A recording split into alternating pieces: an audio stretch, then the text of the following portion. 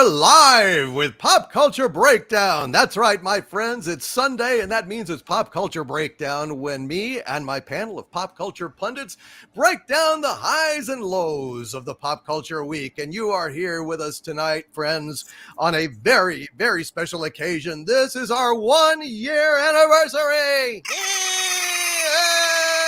we go. We are here, we are live, and we are together. And without further ado, folks, welcome one and all to our 1-year anniversary show. And we are here with a wonderful panel of pop culture pundits. We are here with Gary Ambrosia. Gary, how are you this evening, my friend? Whew, I'm all right. I'm okay. How are you doing? I'm doing pretty good. I'm delighted to be here, and me too. Very happy to be present with you all. Rancor Steve, how are you, brother? You're muted, Rancor Steve. You're muted. Howdy, everybody. Howdy, Rancor Steve. Slight mismatch, but I'm glad to be here. Oh man, I've been waiting all week for this day. Well, I am delighted that you are here with us all. And Andy Masterson, how are you, my friend? I'm doing pretty well, except for being attacked viciously on Twitter today. Oh, no. What for? Some anti-toy fascists don't love toys? I said something about the identity of Captain America. Uh-oh. So that caused some problems.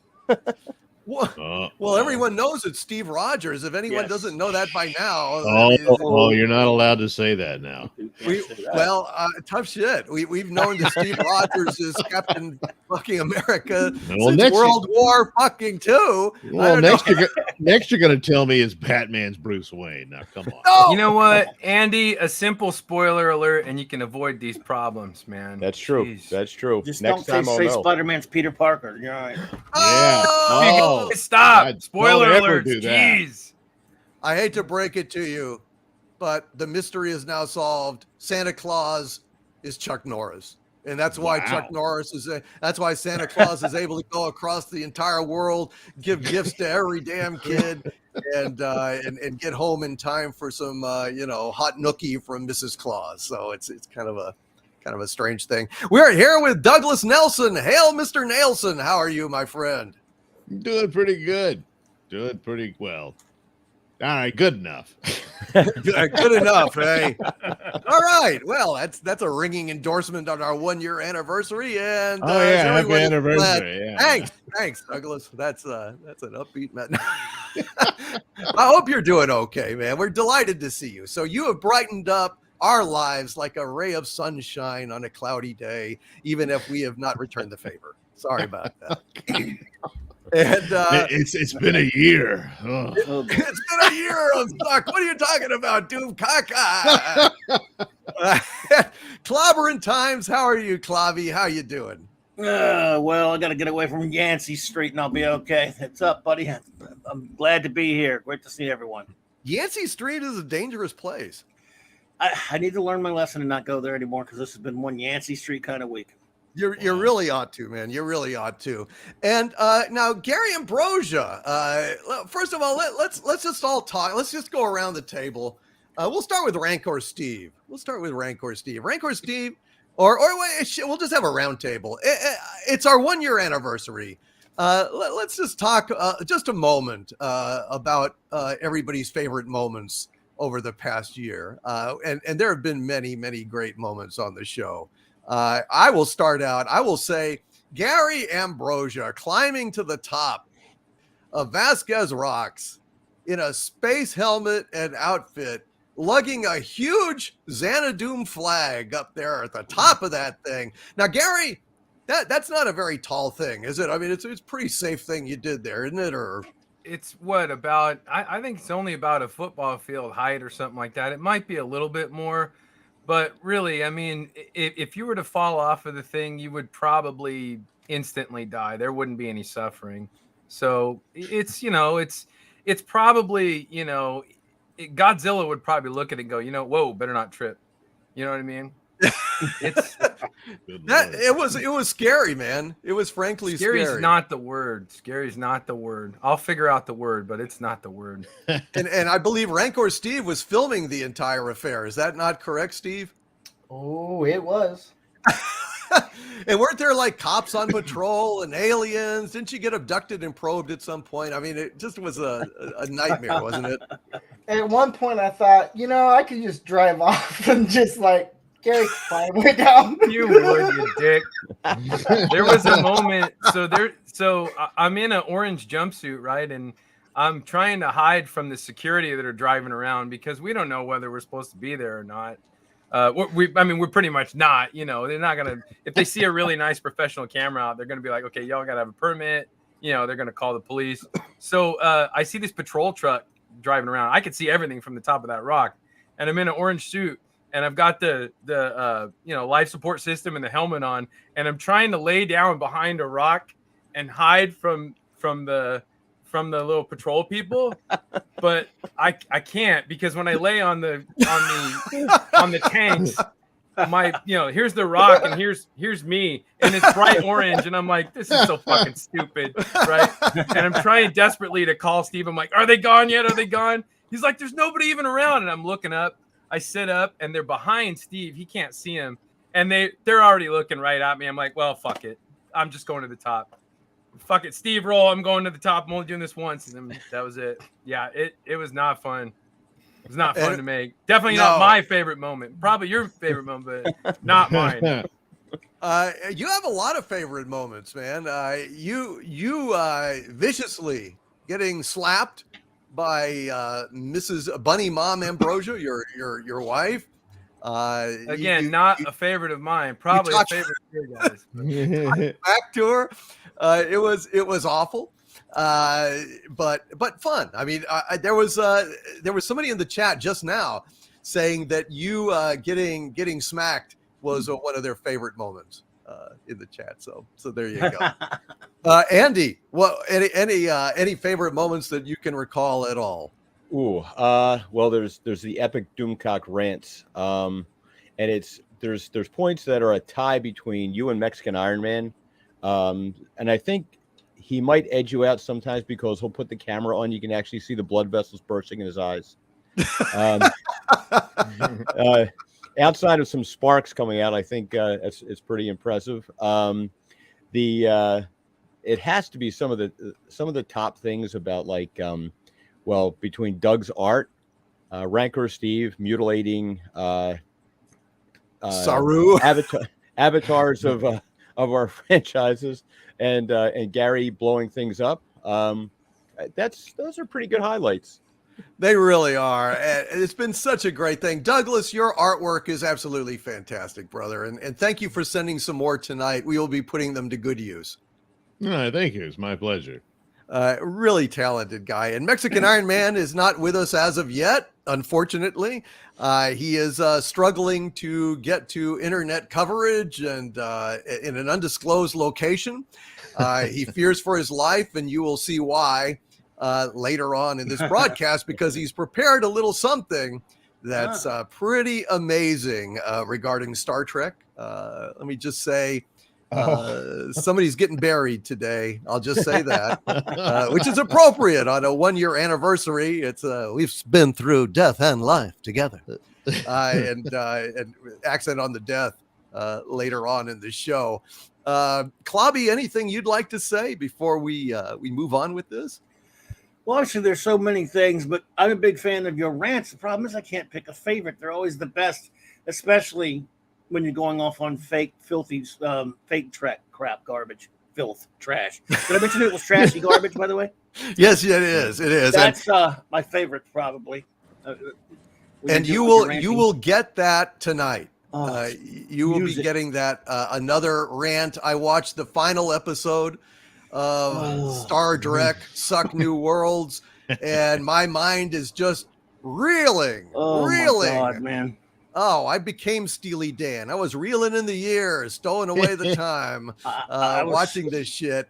It was making me really, really, really I was sick. thinking about you, brother, when I was sitting through that trash. I was like, I can't. I mean, I hear the rant right inside my head while I'm watching this filth. It was fucking horrible. Well, the desecration of Star Trek is what got the Doomcock channel going. Well, yeah. It's Yeah. true. It's Yeah. true. So there's the silver lining, you know. I mean, Well, yeah.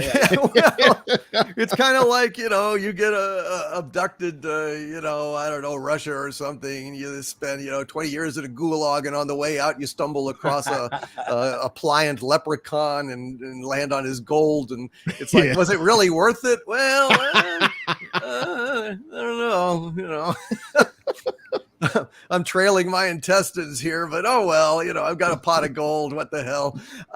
So Gary Ambrosia, I understand that you've got a little something prepared for us this evening. Is this true? Well, I do. I have an anniversary card for you and all the wrenches and all the viewers and everybody that I'd like to read. Well, that is fantastic. Thank you. I'm going to get a little bit closer to the microphone and get a little more intimate. How does this sound? Is that Sounds better? great. Thank you. Okay. Yes. it's really I'm going to good. read the card. Here we go. As day turns to year and time rushes by, may love treat you well and may joys multiply. And then it says here, how was that? Did that work? That did. It was Okay. it was a really hallmark moment. All right. Barry cool. White music would have helped. And then it says here to a special, but I crossed it out. It says super villain on your anniversary.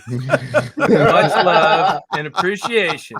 The Pop Culture Breakdown gang. So that's me saying thank you to all the wrenches and the chat and the viewers and everybody out there in Xanadu. Thank you. Thank you very much for being here. And we love you, and we couldn't do this without you, and we only do it for you. Now, I have another message for all you haters out there. Now, I know you're out there. I know you're out there. I know you're hating, and you're still watching out there, and you're hating. But I got some news for you. We've been here 1 year, and we're not going anywhere. Because you're talking to the flannel shirt wearing, Timex watch wearing, Carhartt jacket sporting. Let me tell you something. Let me tell you something here. All right. I got a message for all you haters out there. Here's what's going to happen. We're going to get into your head. We're going to get right into your head. And you know how we do that? We're going to go in your ass. Straight in your ass. None of this shit. None of this shit. Just straight in your ass. To the point where when you're bent over, all you see is two little boots sticking out going, how do I get out of here? I don't know. And you want to know why? This is why. Right here. This is why we do it. Right here. We're the number one sport in the world, professional YouTubing. And you see this number right here, right there? Not number 2, not number 82. There's only one number. And that one number is number 1. Learn to love it. Learn to live with it. Diamonds are forever. Woo! And so is Pop Culture Breakdown. The Nature Boy. The Nature Boy, ladies and gentlemen. Woo! The all-time Pan Kansas champion of Pop Culture Breakdown. Oh, the animal himself. Hail, Gary Ambrosia. Yay. And by the way, Maud called. She wants the feather boa back. Can't have it. Can't have it. She can't have it. Well, that's her tough shit then. And guys, I just wanted to say, all of you there in the panel, all of you in the chat, to all of my wrenches, and to Mexican Iron Man who is not here right now, to all of you, I love you guys from the bottom of my heart. You guys are absolutely amazing folks. I love hanging out with you every Sunday. I love, talking with you away from the show, and I consider you all friends. And I'm deeply, deeply grateful and deeply, deeply honored for all of you. Y'all are just amazing, and I'm delighted that we're here tonight. And I've got some wonderful little surprises I hope will make you laugh during this broadcast. And I also want to send a shout out to Kelvington. Though Kelvington is not with us tonight, I just want to send a special shout out to him. One of the most talented guys I've ever met. I love him a lot. I'm very grateful for his amazing inspiration and contributions this past year.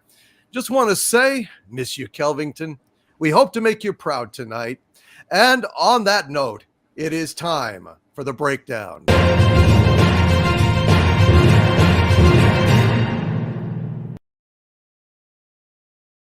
So, my friends, we have had a lot of things happen this week. She-Thor, Stolen Thunder opened up to, not much hoopla, but I imagine a lot of dry heaving, maybe even some wet heaving. And we're going to get into that in a moment. But for right now, our own Harvey Cthulhu has got a breakdown of some of the best top pop culture events of the week. And don't worry, if you guys want to laugh, feel free to laugh. If you don't, well, that's okay too. Here we go. Harvey Cthulhu. Now let's get to the top news stories of the week. Here is Harvey Cthulhu's Hollywood Minute. Here are the top stories. This past week saw all the guests at the Disney Galactic Star Cruiser Hotel abandon the building and flee into the parking lot. There are two possible reasons why guests ran from the hotel. One, they were evacuated for safety reasons, and two, they saw what was inside. In space, no one can hear you scream, but we sure heard him screaming in the parking lot. Lightyear saw yet another massive drop in box office receipts, coming in at number 6. Pixar apologized to Bob Chapek, saying that they had hoped to be at least number 2, and Chapek reportedly told them, "Don't worry, Pixar. In my book, you'll always be number 2. A big fat number 2. Baymax, the inflatable robot, was spotted on Disney Plus asking a trans man for advice on feminine sanitary pads. Baymax was reportedly buying the sanitary pads for a 12-year-old girl, but after Lightyear grossed less than $10 million the past week, turns out those pads were for Mickey Mouse's ass. For more info on this joke, watch Oz on HBO. Any scene in the prison shower will do. The official Disneyland Instagram account was hacked this week. The hacker took over the account and posted offensive media. Disney Plus briefly considered suing the Disneyland Instagram account, since Disney Plus currently holds a patent on posting offensive media. When asked for comment, Kathleen Kennedy replied, "Surrender, Dorothy." More on this story as it develops, and this has been Harvey Cthulhu's Hollywood Minute. But Harvey, that was more than a minute. In my dimension, there's no such thing as time, you fascist. Back to you, Doomcock. Thank you, Harvey Cthulhu. Very good. Well done, Harvey. Harvey Cthulhu's Hollywood Minute, ladies and gentlemen. Harvey Cthulhu's Hollywood Minute. I liked it. I thought it was pretty funny. The Kathleen Kennedy, her comment was "Surrender, Dorothy." I thought that was Well done. Nice. Well done. In other words, she's a witch. yes, we got it. We got it, Harvey. We got it. And the pads were for Mickey Mouse's ass. You got that's Thank you. Thank you very much. If that can stop the bleeding. All right. Well, oh shit. Let's go now to the issue of She-Thor Stolen Thunder. And with a review, because he's seen it. I don't know. Has anyone else seen Thor Stolen Thunder? I sure haven't. Nobody else? Wow, I'm the only sucker. Looks like it's you, Clobby. Oh, boy. Go ahead and give us your breakdown, your feedback, what have you. Here we are at the bottom of the barrel, the MCU. I think outside of maybe Eternals and Shang-Chi, this could be the worst of them all. And that's saying something. Yeah. The film starts out now. It's adapting a classic Thor story one I've never read, by the way, because it's relatively modern, but I know of it. The God Butcher's run that was for Jason Aaron's. Well, I say adapting. Did I use that word? I'm sorry. It's appropriating a villain from it. Christian Bale plays that character allegedly, and the movie starts out relatively somber and almost interesting. Like you get into this character a little bit, and then Then Mr. As you named him, Woke Titty, and I call him Tacky Woke Titty. Then we were reminded that he's the director and pretty much writer of this film, because from then on it's about 2 hours of basically Batman and Robin. It's Batman and Robin, but it's Thor, and it's everything. And every single time they get up to something relatively interesting or dramatic, it's joke. It is nothing but one big joke. Everything in it is a quippy. If you think you've seen Marvel films with quippy, jokey crap before that were a little over the top, you ain't seen nothing yet. This whole thing, you can't take anything seriously because everything's funny. Cancer's funny. That's funny. It's all funny. Because Tacky Woke Titties like the guy in the room that can't stop making jokes, even though, he can't be serious for 5 seconds. And if everything's a joke, nothing's a joke. Nothing's funny. And he's an absolute idiot. This film is, you can tell Chris Hemsworth is bored. I've been told that only like women who are in the twilight like this thing. Kidding. Sorry, Tom. That's Tom's fault. That's a Tom joke. This is a terrible, horrible film. And I have my problems with Ragnarok, but that was like deadly serious compared to this. It is, man. it is, look, it has a lot of jokes in Ragnarok, but there's still some sort of semblance of a story with great action and stuff like that. This makes Thor even more of a clown than that one does. And what they do to Zeus is inexcusable. What they do to the character of Eternity is really terrible, but that's only if you're a Marvel, old schooler. Basically, I hate to say it, but the chicks, Natalie Portman as, by the way, this is what she is. There's a scene in here to rival the cringiness of the Endgame scene with all the Lady Avengers. I kid you not. There's a scene to rival the cringiness of that. But she's basically Mighty Thor. She calls herself that once. Yes, I'm not kidding. She and Valkyrie are less. They're better in this than he is. He is so asleep in this film, meaning Chris Hemsworth. He doesn't give a crap. None of the jokes land. This again, I know I'm going all over the place because, quite frankly, it was such a mishmash. After about an hour into this film, you just don't care anymore. Your brain hurts. You're like, I can't take it anymore. I don't care what happens. I want it to be over. It's a mess. There's no real drama or stakes because every time there's some, they make a freaking joke about it.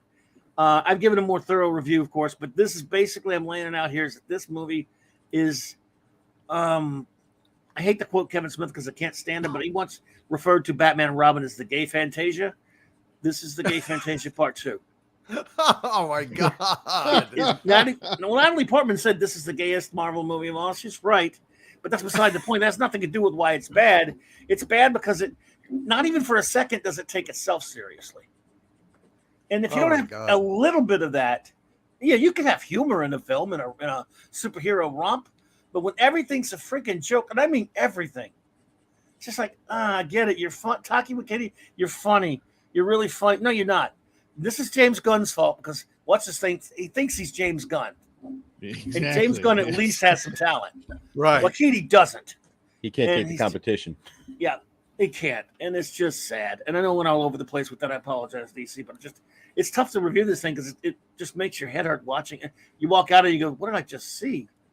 Well, that disturbs the shit out of me because I thought Thor Ragnarok was as just obnoxious and jokey as it could get. I mean, at that point, I realized there's no way that this is Thor anymore. This is Peter Parker that's, wearing a cape. I mean, it was ridiculous. He was wisecracking just like Peter Parker did in the 60s Spider-Man comics. Am I right? Yeah, I hate Thor Ragnarok for what it does to the character, but there are at least some interesting, some okay action sequences with him fighting Hulk and some other stuff. It's just got some terrible things for the character in it. That is like a brooding, depressing, serious, dark mess compared to this laugh fest, which is not funny, by the way. He's trying to be a laugh fest. The treatment of Zeus alone will make you throw up. It's absolutely horrific. Even in the other Thor films, which are highly consistent with the character of Thor, Odin is at least written, somewhat respectably. And, there's a certain, gravitas to Anthony Hopkins. Russell Crowe as Zeus in this thing is a joke. And it's horrible. It's like, oh, God, this is not freaking funny, man. I don't know. Maybe it's just me. Some people like it. Not many, though. No, he phoned in the Superman movie. He phoned this one in too, I'm sure. Oh yeah. My God. Well, if you like to see Zeus with a really unbelievably stupid pansy accent, a big fat suit, and a tutu, then that's your Zeus. Okay? Oh no! He is wearing a tutu in this movie. I'm not kidding. Oh no! This is sounding like one of the worst fucking things ever made. It's bad, man. It is. I think it's horrible. And again, Thor's walking through this thing. By the way, you don't care about too much of a spoiler, do you? Oh hell no! You can't Not really a spoil spoiler. shit. Go ahead. Okay, I kid you not. You tell me if I'm overreacting to the idiocy of this film. When he finds Jane and she's got Mjolnir, which basically called out to her, which could reassemble itself for some reason. Don't ask me why. And it calls out to Jane, and she's dying of cancer. But if she uses the thing, the more she uses the power, the closer she gets to death. That's from the comic. When he meets her, Stormbreaker is jealous of Mjolnir because he's got kind of flirting with Mjolnir, wanting it back. And I'm not kidding. There are scenes where he's arguing with Stormbreaker like Stormbreaker is the new girlfriend, pissed at him looking at the ex.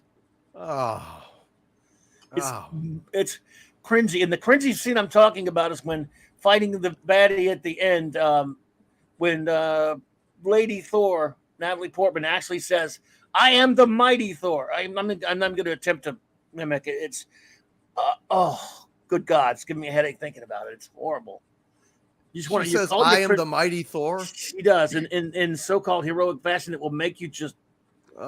You probably either, if you don't laugh yourself to death right there, but you're not supposed to laugh. Someone like you're not supposed to laugh at, and you laugh.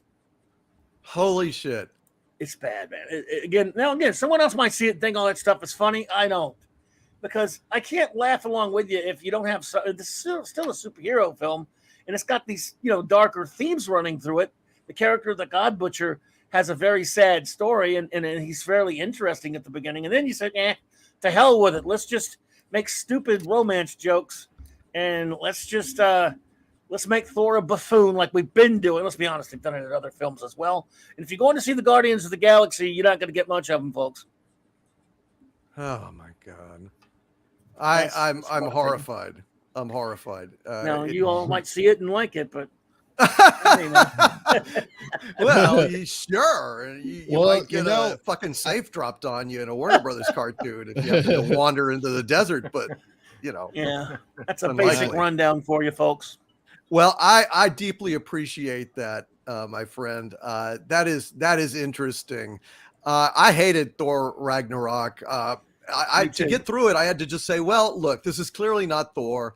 This is just some kind of silly ass little romp, and might as well just forget about it. Me too. But it was awful. It was just awful. Now the interesting thing though is that Gary Ambrosia has come up with a way. It's come up with a way to to save this whole situation. I'm going to go ahead and play this. It's a brand new feature, folks. So get ready. Meet our own Mr. Fix-It.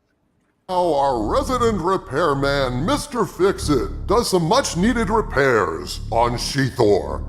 Mr. Fix-It, take it away. There's something not right about this.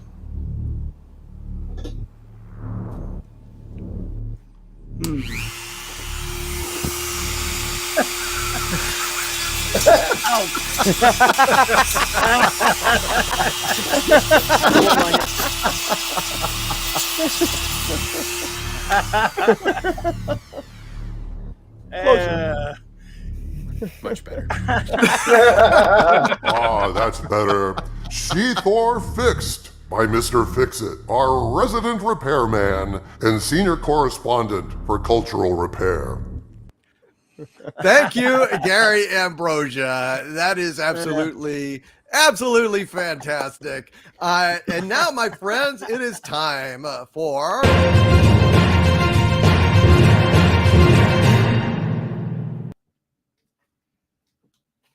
Super Chats. So let's go ahead and get to some of these here Super Chat thingies. I am going to go ahead and pull these up. So Tony Stark with a $2 super sticker of the Invisible Man. Thank you very much, Tony Stark. You are awesome, brother. You are absolutely awesome. And Tony Stark with a $5 super chat. Thank you, Tony. Says, from Stark Tower to the center of the earth, hail, I await the news. Thank you, Tony. The word is given. Harvey is still in his containment field, and all is right in the world. Enjoy your Elijah Craig small batch bourbon in peace, my friend, and thank you for being here tonight. And Andrew Randell, who has been a channel member for 17 months at the Dominion level. Thank you, Andrew. Says, hey, everyone, I'm completely insane, and I love it. Oh, I love it too, man. I'm glad that you are having a grand old time. That's a very nice thing to hear. And let's see, we have got Cesario JPN with a $5 super chat. Thank you. I'll read that one in a minute. Gary, get your special bit ready, if you would. Proto Badger with a $20 super chat. Hail, Proto Badger, says, my lord. My thanks for looking out for Mrs. Proto Badger on Friday, but Harvey wouldn't even gotten to first base. She planned to have the guard owls escort him back to Xanadu as soon as he finished with the yard work. Ouch! I was almost ambushed. I almost fell into a honey trap and did yard work. That really sucks. It does, Harvey. The nerve. How could anyone take advantage of such a sweet, naive eldritch god such as yourself? I don't know what the world is coming to. And Cindy Gibson with a $3 Canadian super sticker of a lemon, giving a thumbs up and a hearty endorsement. Thank you so much, Cindy, for brightening up my 1-year anniversary celebration with a little lemon sunshine there. Thank you, Cindy Gibson. Toddzilla with a $20 super chat. Thank you, Toddzilla. Since Toddzilla says, since PCB, Pop Culture Breakdown, wasn't on last week, I had to save my Orville episode 5 rant until today. I've been a 100% Orville fan from day one. Seth has steered clear of wokeness pretty well, but episode 5 went 0 to 60. It's hard to watch now. Well, I'm sorry you feel that way, man. There was some good stuff about it. Some bad stuff about it. It's a little controversial. If Orville Nation shows up, old PJ, I sent him an invite, but I haven't seen him as of yet. But he's going to come and hopefully discuss the Orville with us tonight. If he doesn't show up, maybe we'll table that till next week. But it's on the docket anyway if he shows up. And thank you, Toddzilla, for that great generosity, sir. And Casey Osowski, who's been a channel member for 27 months at the Arch Villain level. Thank you so much, Casey. Casey says, happy anniversary to all. Thank you for making the kind of show I would if I could. Each week you give us the best gift of all, yourselves. Well, thank you, Casey. That is very kind of you, brother. You are a joy. You are a personal friend. I love you, man. And from the bottom of my heart, thank you so much. Gary, are you ready with your bit? Hello, Gary. He is. Okay. So I will read this super chat here. He says, Cesario JPN with a $5 super chat. Hail, Cesario JPN. Says, before the July 4th Pop Culture Breakdown break, it was reported that a Disney cruise ship is offering a $5,000 Star Wars themed cocktail for suckers, rubes, and idiots. Thoughts from the panel? Well, I'm going to go ahead and let Gary Ambrosia speak to this. Gary, anything you want to say about this? Well, we realized here at Xanadu that there was a major financial opportunity here. So we created our own $80,000 drink, and I'd like to present that to you tonight if I could. Here we are. So for only a mere $80,000, you get this lovely drink. There we are. Oh, wow. With this. Holy This is shit. Very volatile. A mere 80,000, and this can be yours. Now, let us supple from its sweet nectar. You didn't get that from the bakery, did you? Ooh. No, I didn't. I made this myself. So you know it's safe. All right, here we go. 80,000. Eat your heart out, Kathleen Kennedy and Star Wars Galactic, whatever the fuck it is, hotel. Here we go.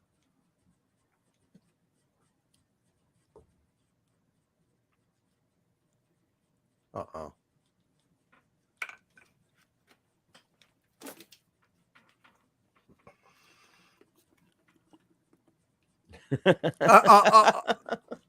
Oh no! Oh no! Uh-oh. Okay. It's really smooth. Like everything new Star Wars, it's hard to swallow. Right? 80 grand. There it is. 80 grand to become Mickey Mouse for just a minute. And his gloves are black, though. Well, we know where those gloves have been, right up, yeah. Well, thank you, Gary Ambrosia, for an $80,000 cocktail, which is, you're welcome. It seems like a bad idea. It is a bad idea. Who cares? It's our anniversary. Thank you, Gary Ambrosia. Let's go ahead. While we're doing, let me go ahead and share our chat here for a minute. While I'm reading our super chats. All righty, let's go ahead and continue with these. Rachel Harris, who's been is a new channel member at the Dumentide level. Thank you, Rachel Harris. Hail, Rachel Harris. That is so awesome. Welcome to the family, dear lady.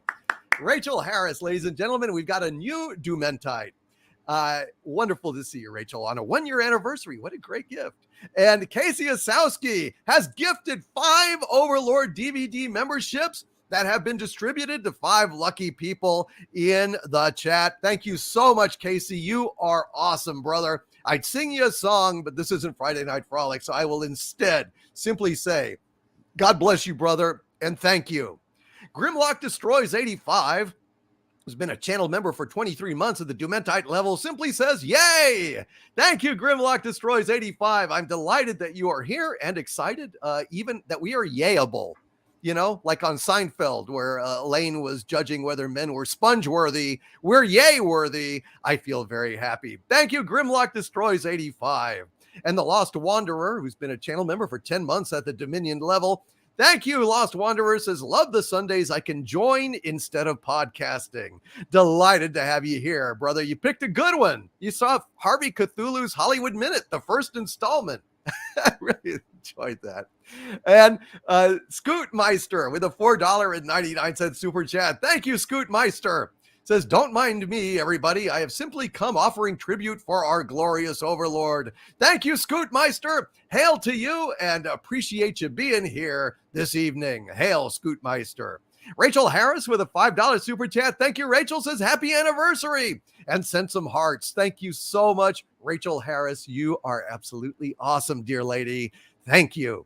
And Thomas Lund with a very generous 20-pound super chat. Thank you, Thomas Lund. He says, love you, love. Thank you, Thomas Lund. Love you back, brother. You've been here quite a while, and we do appreciate you, brother, and appreciate your generosity here on our 1-year anniversary show. Delighted to have you here, Thomas. Delighted to have you here. Thank you. And Douchebag Kylo with a $4.99 super chat. Thank you, Douchebag Kylo. Says, DC, we also lost prolific actor Gregory Itzin last week. Yes. 187 IMDb credits, including 3 different Trek series, and playing President Logan on 24. R.I.P. Yes, we've lost some greats in the last few weeks. We lost, of course, James Caan, and now Gregory Itzin. So Gregory's work, Klobby. He was on Firefly also, but yes, in multiple Trek episodes. Yeah, and 24. That's right. So. That is a damn shame. That is he was the ultimate foe for Kiefer Sutherland's Jack Bauer. Oh yeah, he did a very good job on that. He was the president. Yeah. Oh right. Oh yeah. 24 was great I really enjoyed 24. It got very silly towards the end, but yeah, it kind of went off the rails. The early seasons were pretty good. But the back and forth between those two was excellent, even in the bad episodes. It absolutely was, and I absolutely adored it. Donna Smith with a $4.99 super chat. Thank you so much, Donna. Donna says, happy anniversary, Lord Doomcock. Thank you so much, Donna Smith. Hail to you, dear lady, and I hope that you are enjoying the show. I hope that all of you are enjoying the show tonight. Toddzilla with a $2 super chat. Thank you so much, Toddzilla. Says, today is the first birthday of my Indian motorcycle. Wow. So basically, your Indian motorcycle shares a birthday with Pop Culture Breakdown Live. That is fantastic. Thank you very much, Toddzilla, and hail to you, sir. Vroom, vroom. Happy birthday. Nicholas Horton with a 3-pound super sticker of Bushiba waving and saying, how's it going? It's going pretty good, Bushiba. It's going good, Nicholas Horton. Thank you, brother, for being here this evening. And you are just awesome, man. Thank you every day that you're here, which is most days that we do the show. Thank you, brother. Donald Gracie with a $5 super chat. Thank you, Donald Gracie says, at least the Kirk actor was passable. Well, if you like guys who really, the highlight of their career previously had been doing toothpaste commercials, sure, why not? And look nothing even remotely like he should. Didn't look right, didn't act right. But I'll be ranting about that in a minute. God damn it. I am angry, and I'm gonna give that show hell. Folks, I'm going to give that show hell. Thank you, Donald Gracie. Carla Burton, who's been a channel member for 16 months at the Dumentite level. Thank you, Carla. Says, happy anniversary to all the wonderful contributors to Pop Culture Breakdown. You all make this the best show on YouTube. Thank you, Carla Burton. You are very awesome. And we appreciate you very, very much. And Big Daddy MRI, one of my wrenches and one of my pals, has gifted 5 more Overlord DVD memberships to folks out there in the chat. This is a brand new feature. We really appreciate you, Big Daddy MRI. Greatly appreciate you, brother. Thank you so very, very much. You are awesome. We love you. And the Ginger Menace, a.k.a. Mary Ashmead, the Queen of the Wrenches, with a $5 super chat. Thank you, Ginger Menace. Says, tomorrow is my birthday. And Logan and I are going to see the Black Keys in concert, front row seats, one off the radio. Holy shit. Happy birthday to me, LOL. Well, happy birthday, Mary Ashmead. Happy birthday, wow. Mary. Okay, let's all sing happy birthday to Mary Ashmead in the horrible way that we can't sync up. But it's memorable. It's memorable. Ready? And 1, 2, 3. Happy birthday to you. Happy birthday to you. Happy birthday, Mary Ashmead. Happy birthday. Happy birthday to you. Yeah. I just took 3 years off of her life, but she's a young lady. You can spare 'em, You know, it would be better if you put the lyrics up on the screen for us next time. Happy birthday, Mary. Sorry about that, man. Sorry about that. Horrible to hear that. And Colossus of Bane, who's been a channel member for 31 months at the Dumentite level. Thank you, Colossus of Bane. Says, happy anniversary, Doomcock. Can we get more drunk Gary going for every Pop Culture Breakdown? Gary, I'd be happy to send you a drink of your choice. Well, Gary, there you go. I didn't used to drink until I was on this show, man.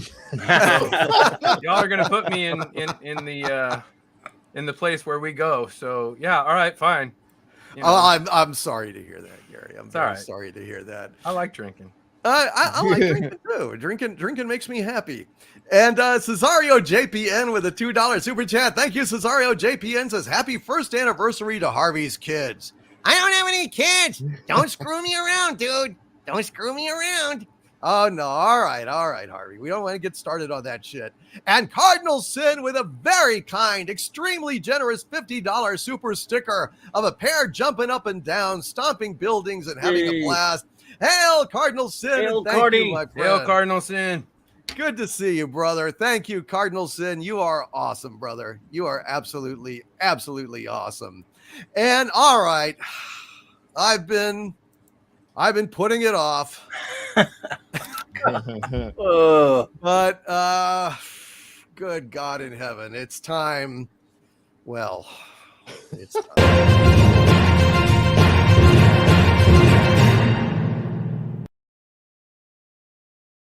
Star Trek, or an unreasonable facsimile thereof. Dear God in heaven, I am not happy. This thing is a damned disgrace. Did any of you guys watch this show? Unfortunately, Yes. Yeah. I watched it. Sadly, yes. You did. I take it did not meet with your approval.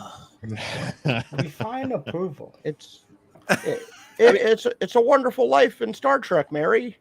I'll hand it to him. I didn't think Yeah. I'll hand it to him. I didn't think they could get any worse or more slimy, and I didn't think they would. I'm almost surprised, almost in awe of their. Yeah. They will sink to the lowest. I mean, there's no depth they will not sink to. Apparently. Yeah. No, But no bells rang throughout the entire episode, so not a single angel got any wings. No.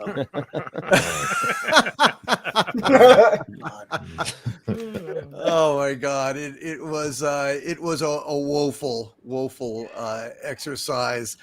I was so unhappy, but we're just going to go ahead and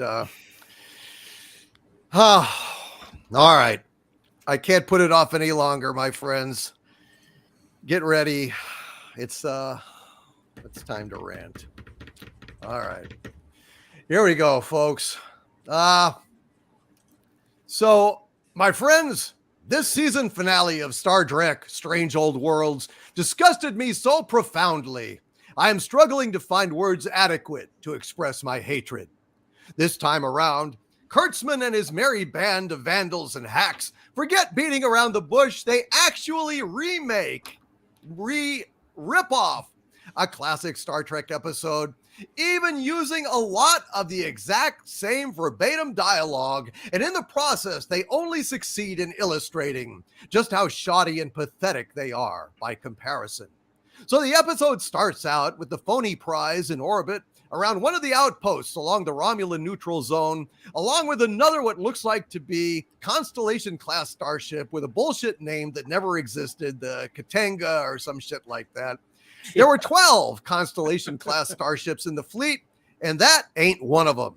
So immediately I know they're going to be taking a massive dump all over the original series with this episode. Pike is talking to one of the commanders of the outpost about supply chain problems when his kid comes running into the briefing room because he wants to meet Pike so he can get some down-home folksy advice about pitching horseshoes, eating great nuts, and joining Starfleet. Pike freaks out because he realizes the kid grows up to be one of the cadets that doesn't make it in the accident that turns Pike into a melted garden gnome in the future. Pike knows this because he huffed some Klingon bath salts and, had a vision, man. So maybe they were time crystals, Folger crystals, who gives a shit? The point being, Pike knows his future. And just like the Star Trek franchise itself, the future's so blight, I gotta throw shade. So Pike is in the middle of writing a letter to the kid saying, well, if you join Starfleet, you're gonna die, because future events like these will happen in the future. And you should be interested in the future because that's where you'll spend the rest of your life. Then he puts on June Cleaver's dress and pearls and spins around in the kitchen cooking and cleaning for a spell, as is his wont. And suddenly he hears his own voice. And what do you know? It's future Pike, dressed in a Star Trek II Wrath of Khan-like uniform. And I instantly wanted to throw up at this desecration. It looked like shit. Wrong color, weird shit on the sleeves, the usual 25% different Kurtzman garbage we've all come to know and loathe. Pike is told by Pike that Pike will wreck the future, which is no surprise. Kurtzman has wrecked the past, the present, and the future all at once. Pike writes the letter, changes history, and everything gets ruined. F. Pike gives P. Pike another Klingon bath crystal, time crystal, so that present Pike can see the consequences of his actions in the future. So Pike huffs Klingon bath salts again, and then the rage for fans kicks in.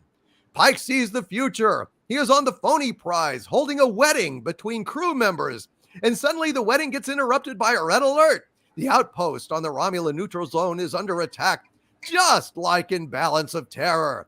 God, The only way Kurtzman could ever have an original bone in his body is if Picasso fucked him in the ass. So at this point, because of the letter Pike sends, the accident never happens, and then suddenly Kirk never got command, Pike kept command, and now they're redoing Balance of Terror with Pike in the chair, so they're going to play it through to see why future Pike is saying the future is ruined. Folks, this is so annoying. They use the original dialogue in a lot of instances, and the role of Hansen is so degraded. The actor is so boring. He doesn't have the same intensity as Hansen in the original. This clown can't act worth a shit. This guy is some secret hideout or bad robot accountant that they thought it would be fun to give a part to so everyone could laugh fondly at the fucking office Christmas party. Essentially, this show is an inferior knockoff of a classic Trek episode. Oh boy.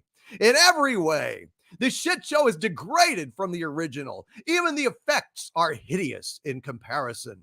And what's really funny is Kurtzman and his merry band of cultural vandals have totally screwed themselves. Hoist on their own petard, as Hamlet would say. The whole point of the original Balance of Terror was that the Romulans had invented a cloaking screen. This had never been seen before, and so it was a big deal, a very scary situation. But thanks to that idiot Kurtzman, they started Kurtzman Trek with cloaked Klingons in the very first episode of STD. And STD is set a long time before Strange New Worlds, so now Kurtzman is retelling Balance of Terror without the terror.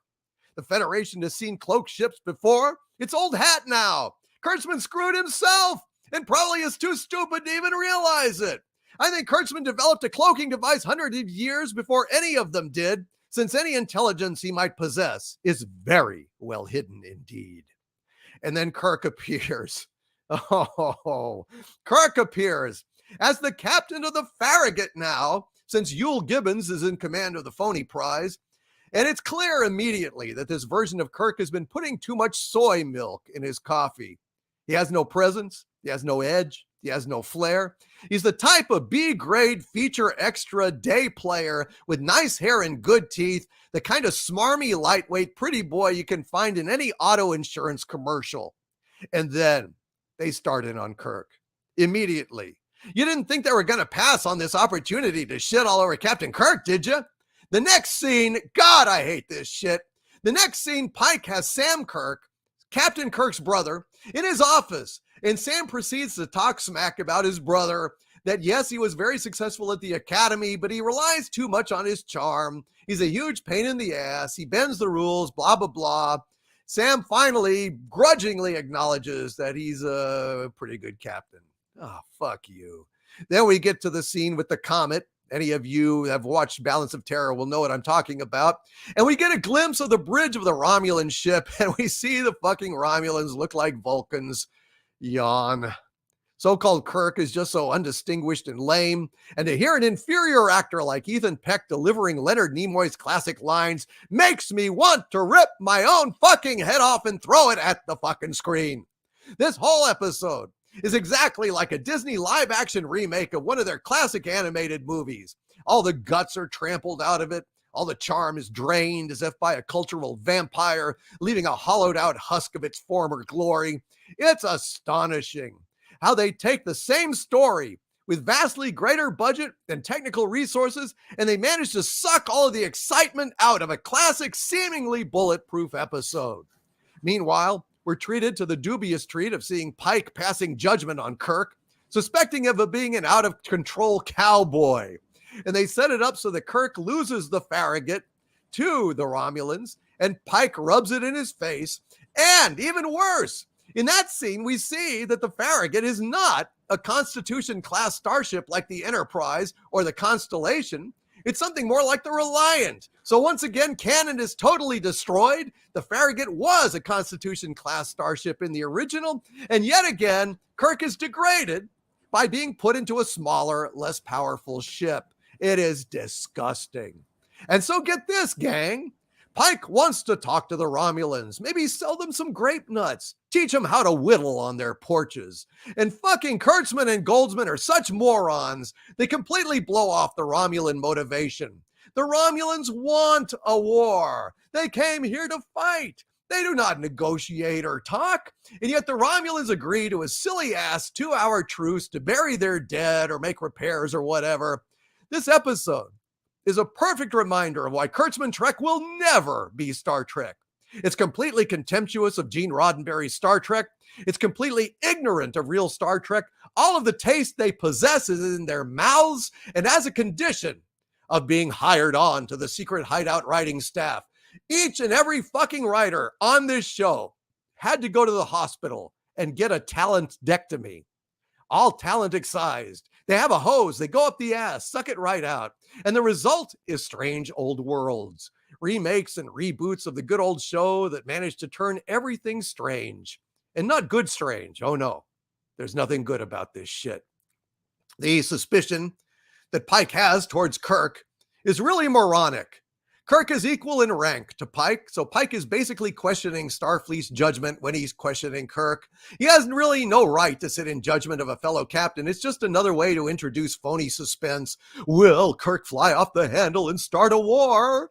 Any Trek fan knows he won't. He's the greatest captain of all time. And they also want to belittle Kirk, belittle real Star Trek in any way they can. It's insulting. It's also nonsensical. In this version, suddenly a whole shitload of Romulan vessels appear to reinforce the original ship. It's just nonsensical.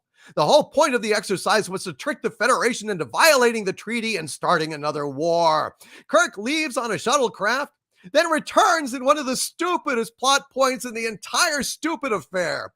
Kirk goes on a shuttlecraft and returns with a shitload of unmanned mining vessels, trying to pass them off as Starfleet battleships. One of the stupidest fucking things I've ever seen, even on this show. A simple sensor scan would reveal the truth that these ships have no life forms on them and they have no weapons. I mean, hey, Kurtzman, remember that these ships have, sensors? The Romulan commander delivers the same speech at the end that he does in the original, with all the depth and passion of a guy reading a recipe for vegetable lasagna. Not one actor in this episode can even get close to the talent of the original actors, not just the main cast, even the minor roles. It's really weird, and it makes it insanely clear how piss poor these actors really are. Each and every one of them, including Anson Mount, is just phoning it in on the phony prize.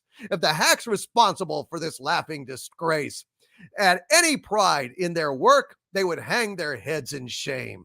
There are too many horrible things in this episode to even mention. There's a reason why no one feels any passion for Kurtzman's brand of Trek. It's gutless, phony, limp, and flaccid. The scripts stink, the actors stink, the costumes stink, the effects stink. It is just awful. So anyway, there's some pew-pew, shit blows up. The Federation's at war with the Romulans. Spock gets blowed up real good, fucked up just as bad as Pike in the original series, and I felt nothing but disgust. So the war with the Romulans kills billions. Future Pike tells present Pike, so Pike needs to let himself get crippled and fucked up. The end. Yawn. So, Jesus God in heaven. Let's just go around the table and see what you guys have to say. Who wants to start? I'll go.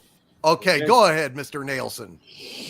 Well, for the entirety of this season, sometimes the episodes came across as almost Star Trek, and then they tease you and then pull it out from under you and all of that.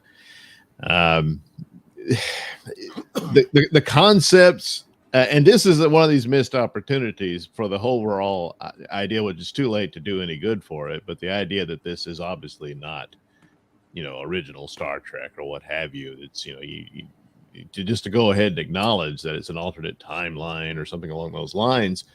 And this could have been an avenue for them to do this, where Pike learns that he saw the future of the original Pike, not himself, or something along those lines, But the problem that the position they put themselves in is to do this to one of the all-time classic Star Trek episodes. It's always on the list of the best, and all that stuff about the submarine warfare in space type of aspect of it and everything. And just put it in the hands of these rank amateurs. It's just, it falls apart. And so, of course, it's the final humiliation of the character of Captain Pike, who never got to be captain throughout this entire season. The odd thing about this is that his best performance was actually an STD, which is maddening when you think about it, but such is the case. So he's just been treated like a joke through the whole thing. And there's only one scene where he finally shouts down Ortega's, who's just should never have been allowed in the service because she just doesn't understand the command structure and discipline, that you would need on a starship and all that. And finally, he's shut up. His one moment of command. I was like, well, yeah, at least we got that for him. That's what we've been saying the whole damn series. Oh God, I know. Yeah, Please God. But oddly enough, they put her in the position of the guy, right? Who was it was the bigot in the original, which was weird. Episode, And I thought, wow, that's kind of an interesting strange, I guess. Haircut girl. But also, it's like, well, where's Sulu? And there they had Scotty in the background. You could hear him and all that. And I'm like, if it's this other timeline, they're still in those positions on the ship that many years later. Plus, the idea that Pike would still be in command of it, I don't buy either. He would have been promoted on to, he didn't leave the Enterprise because of the accident. He left because that's just how they do things. He handed it off to another captain. Yeah, he left way after he left the accident happens way after he left the Enterprise. This is ridiculous. Right. Yeah. So, but again, alternate timeline, I guess. But as for the Kirk guy, if he had been playing some other captain that they made up, he'd probably be adequate. But this is he's no Chris Pine, and I nothing against the guy. I mean, I think he was in a vampire soap opera show on CW or something. He's a pretty boy and all that stuff, but it's just, there was no real depth to him or anything like that. They say, well, Kirk gets by on his charm, and I'm like, well, I guess he didn't have it that day.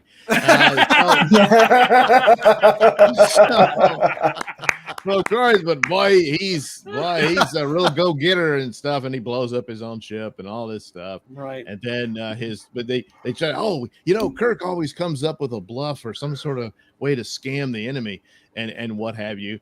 And so he brings a bunch of little robot ships that are obviously robot. And I mean, the Romulans, they had no intelligence on this whatsoever. And of course, as Doomcock indicated, they could have scanned them and said, well, these are just a bunch of shitty little robots. They don't even have weapons. Yeah. But then once again, another secret hideout trope is every starship fight has to end in one fleet versus the other fleet. It can't be, it just two ships as it was. That this Romulan ship was on this mission to test the Federation and all this stuff, and to take out these bases and whatnot. So the fleet would not arrive at that point, and plus it gives the Romulans plausible deniability. Well, it was a rogue ship or whatever, that kind of thing. They just want to see, what the Federation has, if it's if they can conduct a war against them and all that. They don't think through any of that. They just like, well, hey, look, we're reliving a beloved episode. We're giving you guys what you want. This is the Fed service, and it's just, but you just don't think it through. And so, and like I said, it's too late to do any of the fixes I suggested because of the damage they've done. There's certain ththings you could have done like that. The only surprise to me is I kind of thought Anson Mount was one season and done. Which would have been better for him. But I guess he's back for the next season. I thought they were going to hand it off to Kirk in this one or something, but no, I guess they'll do that next season. And then I don't see them getting a third one, but who knows? But and the back and forth between Pike, he gets very little command decisions, and there's really no conflict between him and Kirk. It's a bit of a just kind of boring. So it's like, why is he even there? So it's just a colossal waste of time. And considering the idiocy of it, because we didn't get to review the last episode, which was just a top to bottom alien ripoff. Yeah, it's horrible too. With the Gorn. I'm just like, good. Even the little girl was there, and I guess Lady Khan was Ripley. And God. That's so bad. So for the finale, they decided, hey, you know what? Let's rip off actual Star Trek. There's an idea. They can't even do that right. No. And oddly enough, when I was watching, I had no idea what the episode would be, and you see the other Federation starship crashed in the background. I thought, hey, wouldn't it have been interesting if they go and explore that ship and it looks like the original series? It's all done up, and that would be, oh my God, we're in a different timeline and stuff, and there's this other thing.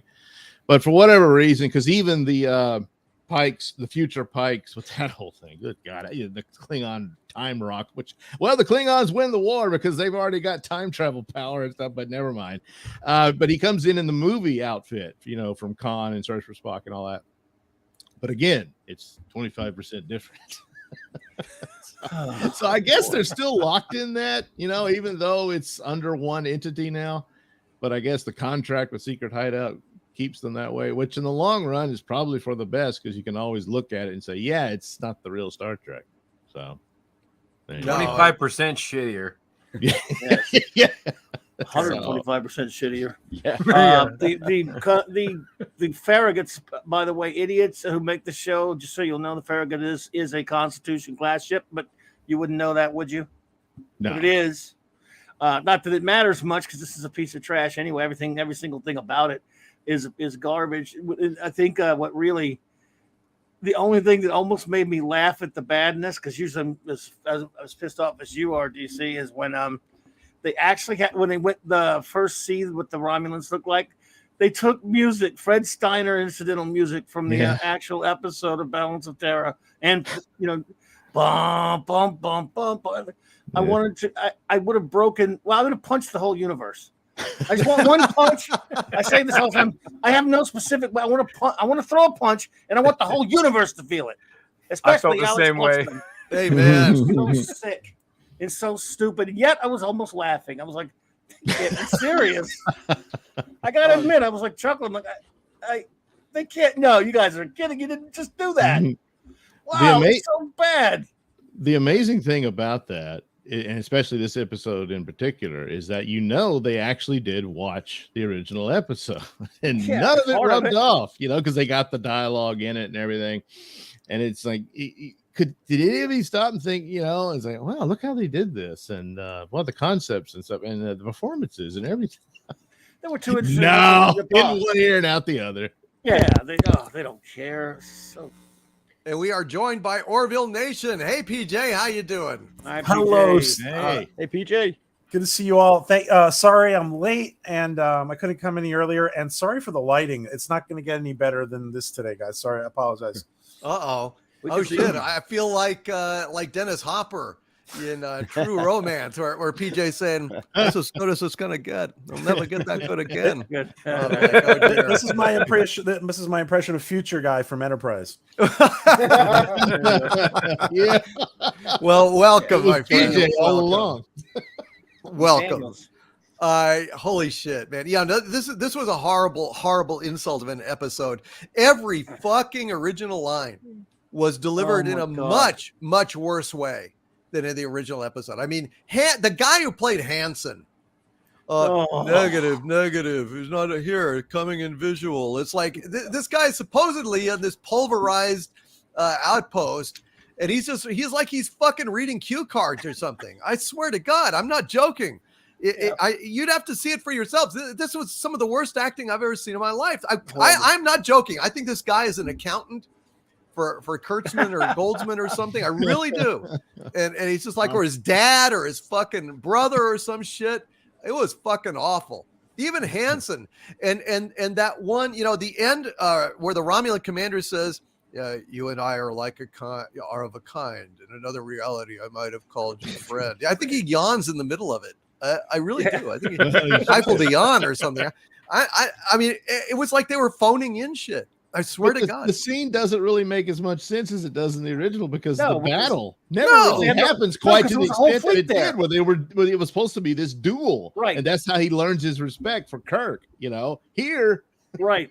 None hey, a of whole their lot of nothing happened. and none of their little tete-a-tete happens. None of the Yeah. back and forth between the two characters happens in this one because they're too busy screwing around with all kind of other things. So you're right. Romulan Commander's totally a waste, especially since you have the whole damn Romulan fleet there and the Praetor. It's just, you can't even rip off an episode right, you morons. No, it's a really whew. And this makes three classics that they dumped all over this in this shitty season: A Mock Time, Balance of Terra, Arena, and a few other ones actually. But those are the main ones that they've taken complete dumps all over. Oh yeah. Like I said, you know, Kurtzman doesn't have an original bone in his body. The only way he ever will is if he gets banged by Picasso. I assume you guys have already torn to shreds the fact that the Praetor was on the front lines, right? So stupid. Oh, Well, God now- almighty. See, I'm looking at this from a positive standpoint. There were several things on this that really made me happy. Number one was that Mr. Vampire Guy did not try to do a William Shatner cadence in Didn't his try voice. to do Shatner. Is what you said. Yeah. He didn't try to do that. I thought for sure that he was going to run down to sick bay and they were going to do the scene with Spock and Kirk from Wrath of Khan. I thought Spock was going to be mortally wounded. He's like, he's Spock, and he's going to run down, and they're going to do the whole and destroy that. And the other thing that really made me happy is a lot of these, since this thing takes place in the past, and we see all these really crappy characters, and they're never in the original series. That means they die at some point. So all those things kind of made me happy about this episode. They they didn't even tell you what's going on, but this is supposedly 7 years after when Wrath of Khan uniformed Pike comes back to talk to his younger self. And he says, we're going to show you 7 years. He's the ghost of Christmas past, and he's got a future, and he's going to show him the future. They said it was about 7 years, didn't he say? Well, that's totally off. Yeah. That Balance of Terror is not 7 years later. It's way after that. I can't Way really after it. remember. I was like throwing up in my mouth so Right. hard that it actually flooded up in my eyes, and for briefly all I could see is chunks of corn. I couldn't even see the screen. So I know it was that bad. It was that bad. God damn, it was horrible. Gary, what did you think of this? I mean, you said you tuned out. Yeah, no, I have so many notes just for the first half. I had to stop because we don't have that much time on the show. But all right, let's get to It was endless, but I tried to cover what I could. It's fucking horrible. The opening shot is literally dizzying and nauseating. I'd love to watch people watching this episode in a movie theater. That was funny. It's all like this. I'm like, I'm getting sick right now. Jeez. Way to hook us into the episode. Another mild conversation over a meal. That the captain cooked himself. Yes. Dude. In it's Pike's like palatial fucking- mansion.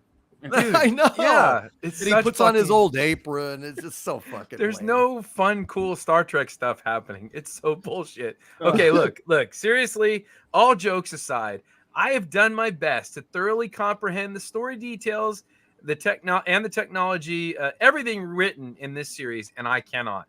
I'm a pretty savvy person, yet I just find nothing coherent about this show. Even my father says it's all noise. The whole show plays out like a news commentary. He was right. He said this, and I'm like, dude, you're right. I had to write that down. I mean, my dad will watch anything, man. He's a garbage eater. He watches all kinds of shitty, like horrible fucking garbage movies, but he couldn't even stand this garbage. So there you go, man. Let's see what else. Oh, this is great. When the Enterprise crew is watching the Romulan ship decloak and destroy the other ship, they raise their hands to their faces as if they're going to be harmed. They're literally watching it on a screen, right?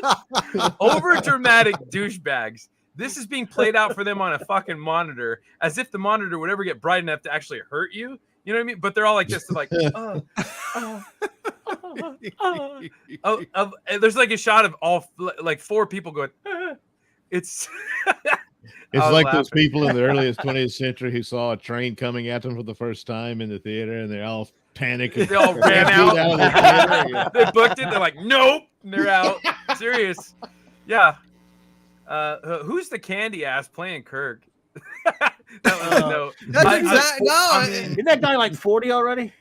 I don't know he what looks he is. like. Oh, is he? He looks like a Yeah, I think teenager so. with a fucking fake mustache. It was so funny, dude. Dude, it's ridiculous, man. Okay, hold on. Hold the phone. I got more here. I love the shot when the Romulans appear and they play the music from the original series. Dun dun dun dun Oh my dun, God. dun, dun. Wait, hold it, Clubby. Okay, and then there's literally a shot of everyone looking to their right, and you see the next shot, person looking to the right, and they all look to the right, and it ends on Spock. I half expected Spock to look to the right because there's nobody there and go, What? he can't even do this shit right. I mean, this is fucking stupid. Let's see. Oh, this is a naughty joke. I'll leave that one out. Let's see. Cool. What a More tease. sitting around and talking. I guess there was just there's always a scene where like this little tiny bit of action happens, and then there's this long played out kind of, well, we have to sit around and talk about this, and I'm gonna why is the camera angle upside down? There were some shots when the ship was going upside down. Why is the camera angle upside down? Upside down camera would indicate reversal of gravity. There is no upside down in space. Didn't think about that one, did you, Kurtzman? What do you think about? Not much. Let's see. So which timeline is this supposed to be in? I was under the impression that it might have been in the Kelvin timeline, but Pike meeting Kirk, and he's the captain of another ship for they met for the first time. I don't know. Maybe it's the Uranus Maximus timeline. I don't know. Let's see. That's another naughty joke. Can't do that one. I must have been drunk. No, that's it. That's it. I'm not going to say those other ones because they're really bad. Fair Yeah, enough. that's good enough, I think. That was about halfway through, and I'm like, fuck this. I'm done. We I'm have out. a little something about Star Trek here prepared, but before we do that, PJ, did you see that episode? Did you have anything you wanted to add to this? I did, yeah. I'm beginning to think we should take the Hollywood. Nothing we do works apparently. So maybe we should just congratulate Kurtzman and maybe get him promoted out of this. So I don't know. Obviously it's a disappointment because this is a full reboot. This is a full reboot of TOS. Obviously, I can tell you why I can tell you why Christopher Pike always shows up as a chef, because and this is the truth. Actually, I'm not just making this up. The truth is that I've worked a lot with focus groups over the years, and the authority male figure in cooking in an apron is literally a female fantasy. Yeah. Wow. I mean, literally, like focus groups will tell you it's a female fantasy. Wow. So that's the reason they're seeing Pike like this. Also, I think this Captain Kirk guy looks so much like Jim Carrey that I actually call him James T. Wow. PJ, my dad said the same thing. You know that old SNL skit he did? I call this guy James T. Carey, is what I call him. Wow. Good one. Holy crap. Didn't think about that. Oh, you almost made Gary snarf there for a minute. Jesus God. Rancor Steve, have you got any feedback on this? Oh, I do. And I think a Southern auction should be appropriate for this episode because holy fuck. Hey, come on to wind us because no one knows what the fuck's going on.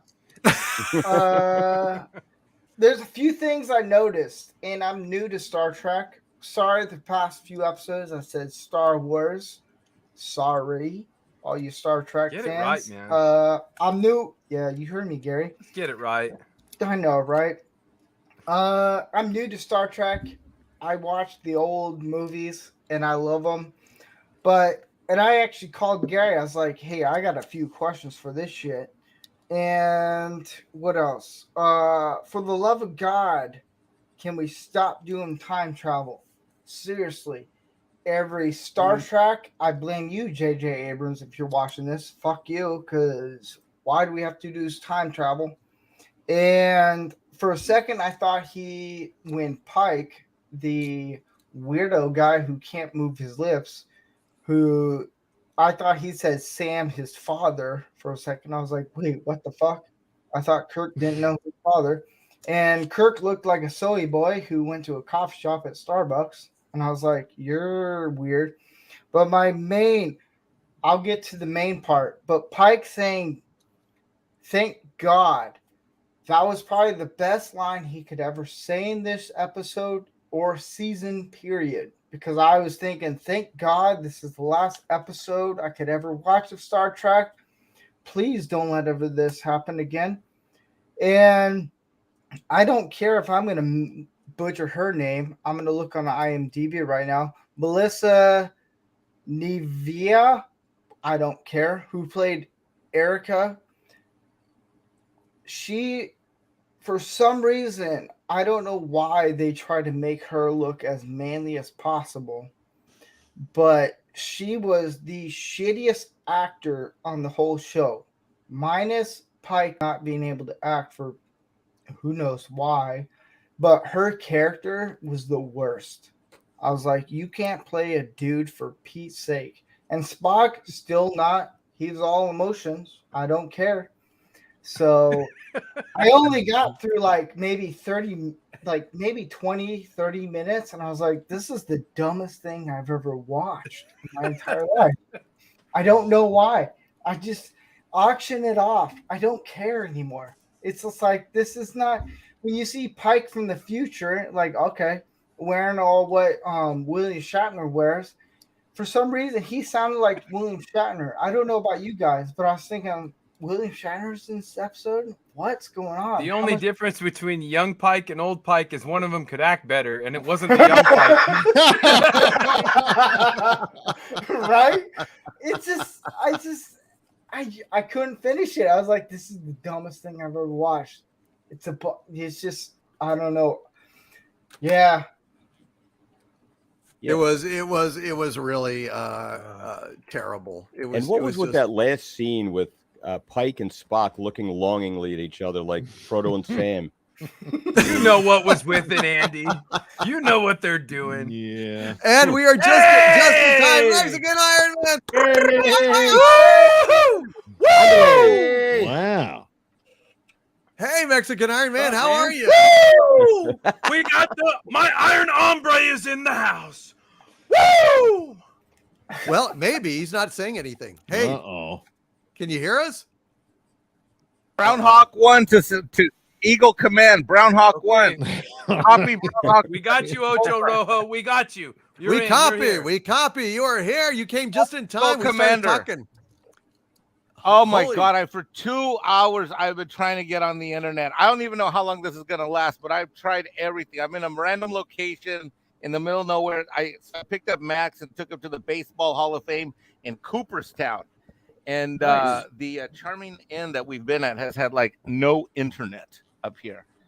So I'm here. Thank you for letting me be late. I'm so sorry I'm late. No problem, Mike. And since you are here now, I'm going to go ahead. I think that this is pretty much the final nail in the coffin of Star Trek, and so it's fitting that we have prepared on Pop Culture Breakdown the following video for you. I hope that you guys will enjoy it. Romans, countrymen, lend me your ears. I come not to praise Star Trek, but to bury it.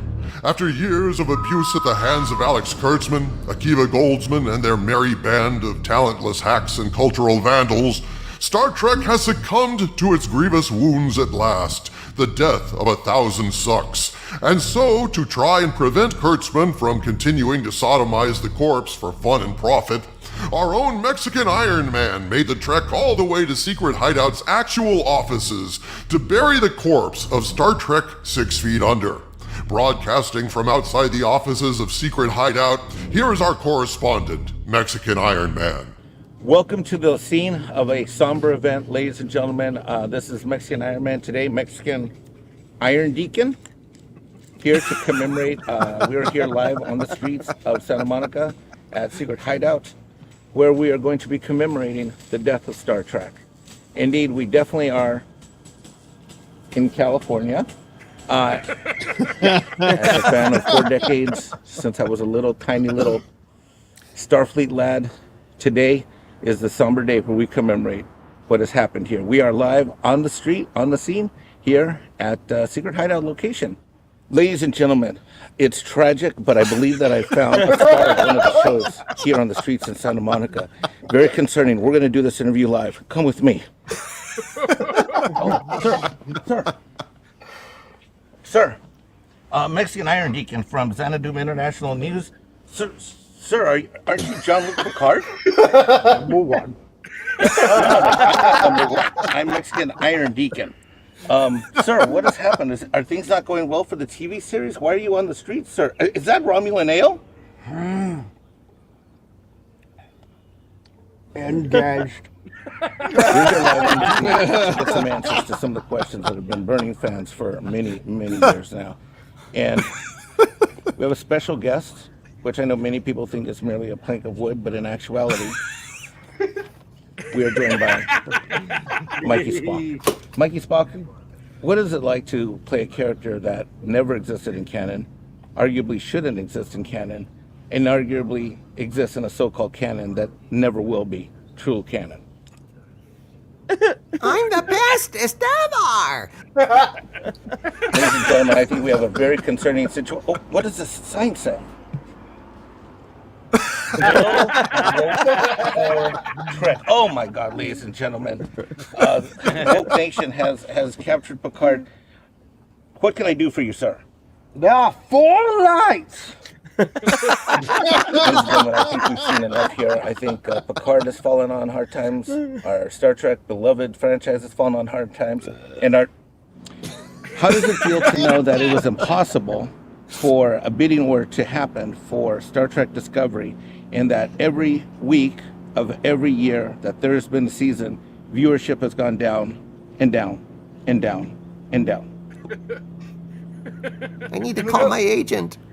We're still not getting the answers we need here, ladies and gentlemen, but we did provide an opportunity for the star of Discovery to provide some input. Back to you, Chet. Yes. I read from the book of Trek. For lo in this day, any Trek such as Discovery that is not real Trek shall be henceforth cast out, never to return. For lo it is written, for lo it better be done, that Star Trek Discovery is not renewed for another season.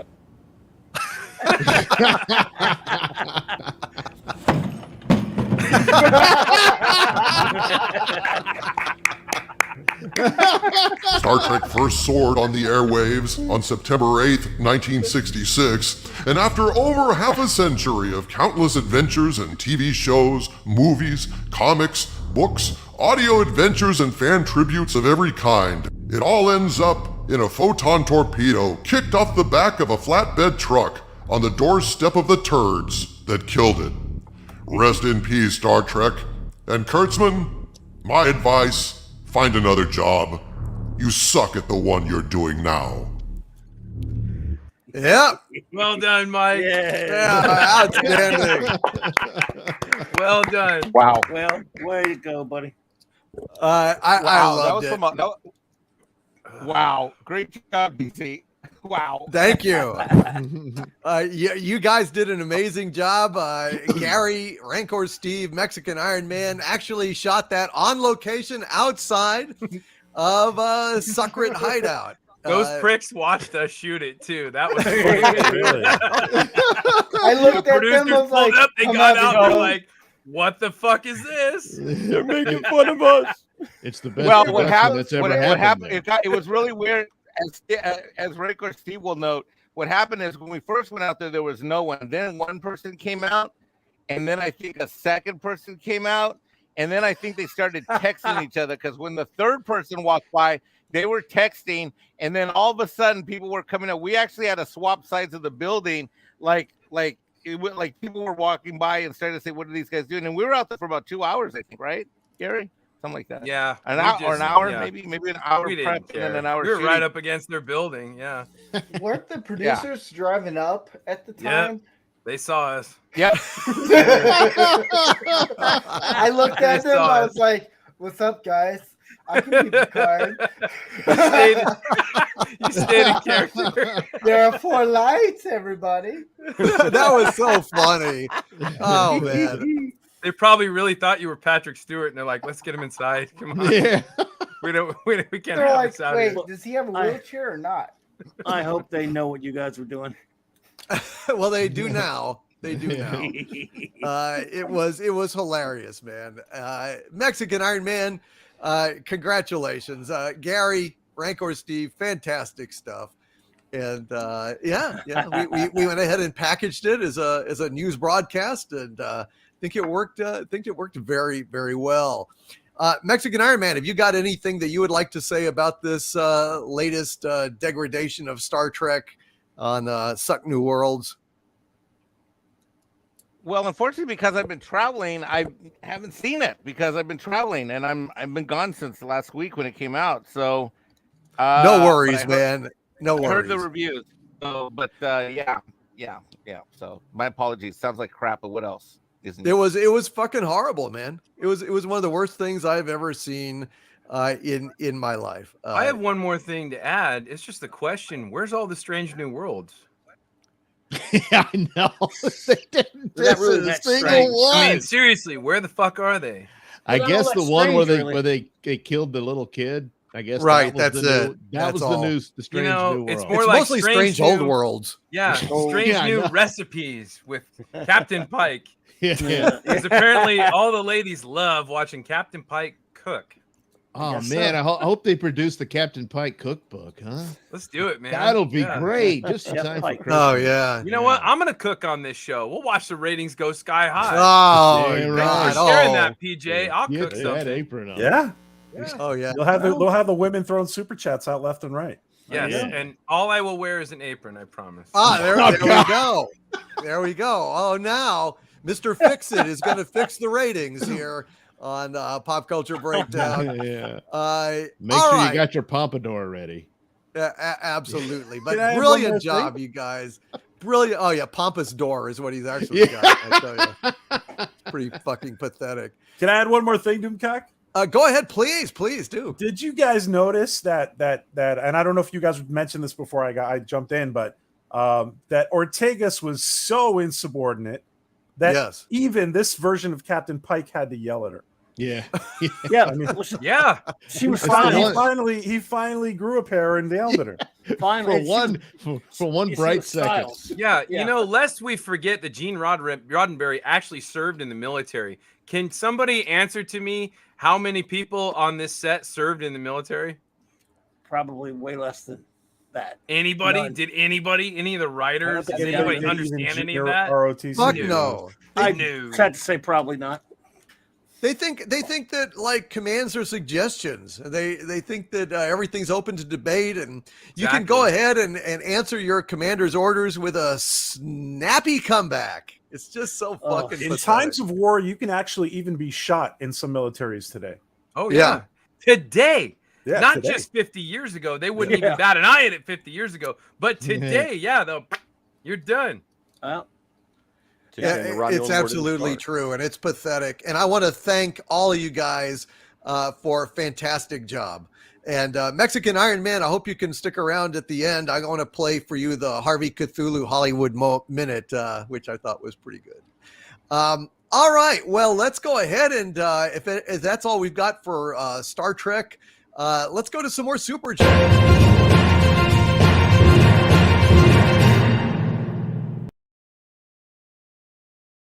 $20 super chat. Thank you so much, Valiant Renegade, and hail to you, sir. Valiant Renegade says $20 for Harvey's hilarious Hollywood Minute. Hail, DC. Hail, Valiant Renegade, and thank you, sir. It's good to see you, man. Hope you're doing well. I know your channel is growing, and congratulations on that. And it's great to hear from you, brother. Valiant Renegade also says, who's been a channel member for 18 months at the Archvillain level, thank you, Valiant. Says, can't believe it's been a year of pop culture breakdown. Congrats. Thank you so much, Valiant Renegade. Deeply appreciate you, brother. And thank you so much for that. And Tony Stark with a $5 super chat. Thank you, Tony. Says, from the sins caused by the MCU, at least Lady Thor died. It was the barman and Robin to Batman Forever. No seriousness, no gravity, if semi-woke. Yeah, I don't know. So what? They bump off Lady Thor at the end? Are we spoilering? I don't. There's no way to spoil this shit. Yes, Who gives it comes fuck? pre-spoiled. Yes, the comics, of course, because Jane has cancer. Every time she uses the Mjolnir, it becomes worse. And yes, she saves the day and sacrifices her life. And after the final after credit scene, ends up in Valhalla with Heimdall. Aw, isn't that special? If you like spoilering, sorry everyone. I don't care. I mean, it's a horrible piece of shit. I don't give a shit. That it is. Ray Labby with a $5 super chat. Thank you, Ray. Says, congrats on 1 year. Thank God I don't watch any of this horrendous crap. Yeah, man, I wish I didn't. I sure wish I didn't, but it goes with the territory, you know. It's kind of like in the song, Fred, I'm just afraid you'll have to overlook it because you knew the job was dangerous when you took it. So, you know, what can I do? Latino Slant, who's been a channel member for 12 months at the Dumentide level. Thank you, Polly. Good to see you, man. He says, Polly. Doomcock, congrats, amigo. Onwards and upwards. Hail, Latino Slant, and thank you, brother. I appreciate you so much, man. We have to get Polly on the show again sometime soon.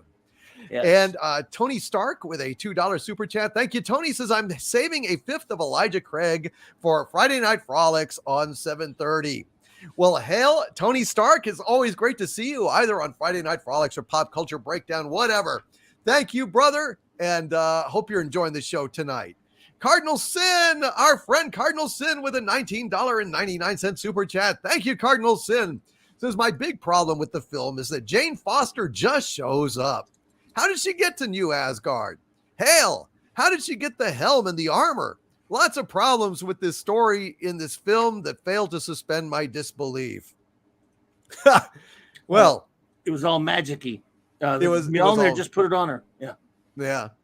At the end, did she say my job is done and pull out an umbrella and fly to Valhalla like Mary Poppins? No, she just said, I am the mighty Thor, and struck the final blow to save everything because she's so because she's the bestest ever. I'll give her this. Her helmet looked better than Thor's stupid helmet. Hers actually looked like a Thor helmet. But oh God, those bastards. Well, whatever. I'm glad I'm not going to see this crap.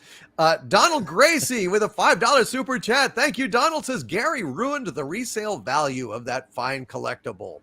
Uh-oh. Well, I tell you, well, Rancor Steve completely destroyed a casting of a Boba Fett helmet. So, you know, these guys they're not playing around, man. They're serious as a heart attack. Thank you, Donald Gracie. Tony Stark with a $2 super chat. Thank you, Tony Stark. Says, I'll buy 12 of the 80,000 cocktails. The $80,000 cocktails. He's going to buy 12 of them. Tony Stark, he's a billionaire industrialist. He can certainly afford that sort of thing. Thank you, Tony. And hail to you, brother. Beth Arstead, the Minister of Mirth, the Queen of Corn, with a channel. She's been a member for 18 months of the Archvillain level. Thank you, Beth Arstead. Says, Doomcock, congratulations on the 1 year for Pop Culture Breakdown Live. It remains a great show. Thank you so very much, Beth. And thank you for your awesomeness and being here and being on Friday Night Frolics. And we all salute you, and we're just glad you're part of the family. Thank you so much, Beth. And Lord Trinan, who's been a channel member for 16 months at the Dumentite level. Thank you, my Lord. Says, have a very lefty friend who would have some very strong words for you for fixing female Thor like that. Hope it would stop at words. Well, I mean, Gary just wanted to fix female Thor, make her, not still muscly. I don't know. I think it looked more appropriate after he was done with it, but what can I say? To each his own. Space Monk, who's been a channel member for 18 months at the Archvillain level. Thank you, Space Monk, says, hail panel and all in chat. Hit that like button. Amen, folks. Hit that like button and hail to you, Space Monk. Hecate's daughter, who's been a channel member for 31 months at the Dumentite level. Thank you so much, Hecate's daughter. Says, hello, sweetie. Made it for a while today. Happy anniversary. Happy birthday to Mary Ashmead, the Ginger Menace. Oh, happy birthday, Mary. It's your birthday tomorrow. I can't believe that somebody on her birthday won tickets to go to a concert for the Black Crows. No, the Black Keys, right? Fantastic. Well done, Mary Ashmead. And good to hear from you, Hecate's daughter. I hope you're feeling better. And Tony Stark with a $2 super chat. Thank you, Tony. Says, me, Harvey, next Friday Night Frolics. 1 versus 1, 1-on-1, the final battle. Uh-oh. I'm shaking in my containment field. Uh-oh, I don't know, Tony. We'll see how it goes. Thank you, Tony Stark. Don Lewis with a $1.99 super chat. Thank you, Don. Says, what you might call Star Trek strange new wanks. There's no wank material on Suck New Worlds. There's nothing to wank. In the old show, there was plenty to wank. Right, Andy? Oh, a little Helen Noel action there, Andy. Mm-hmm. Among many others. Helen Noel, though. Oh my God. Lord. There's that one Dagger of thing the where mind. she's on the ground and the guy's coming for her and she kicks up and you get a very nice angle. That's all I'm going to say. I've had many. The cameramen knew what they were doing. They were good. Oh, she was wondrous. Dagger of the mind. Yes, they did not shirk their responsibilities. And Big Daddy MRI, who's been a channel member for 28 months at the Archvillain level. Thank you, Big Daddy MRI. Says, hail Doomcock, hail panel, hail chat, hail moderators. Congratulations on the 1-year anniversary of Pop Culture Breakdown. Here's to many, many more. Cheers. Thank you very much, Big Daddy MRI, and hail to you, brother. Thank you for gifting memberships and for being here and being a wrench and just being a overall mensch. Hail to you, brother.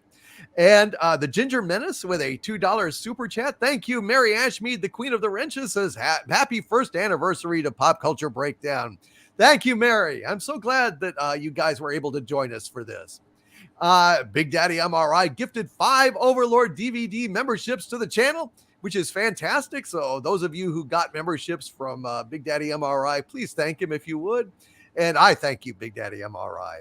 SHS Rebels 08 with a $9.99 super sticker of a pair, bowing and saying thank you, SHS Rebels 08, for being with us on damn near every live stream. You are awesome, brother.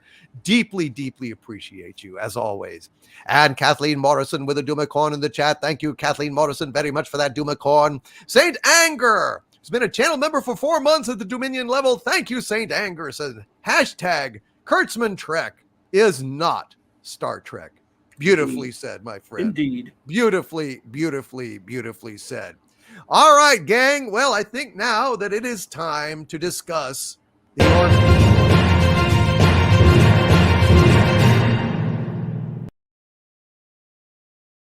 All righty. Well, PJ, are you there, my friend? I am. So we have been reviewing the Orville mostly on this channel. We skipped a week, and this last week was a particularly outstanding episode. I would love to hear your thoughts, my friend, on the Orville, if you can share them with us.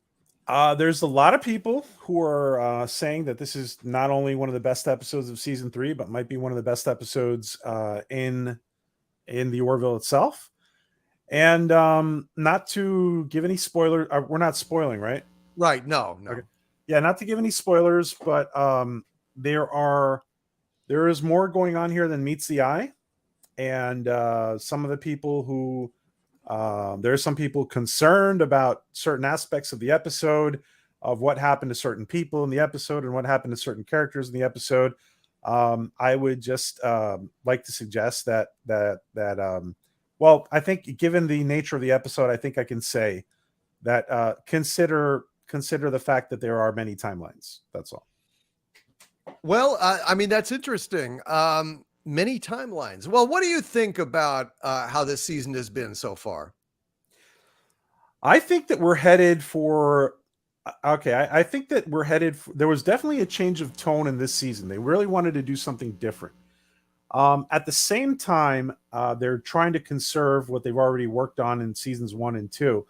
I think that we're not going to get a grasp of what season 3 is really about until the end of the season. In my opinion, we're not going to fully grasp it until the end of the season. Are you speaking from speculation, or do you have some kind of insight or a track on this? Well, I have no inside track on this, but I think that there's plenty of evidence to suggest that we will view it. We will understand it better at the end of the season. Is my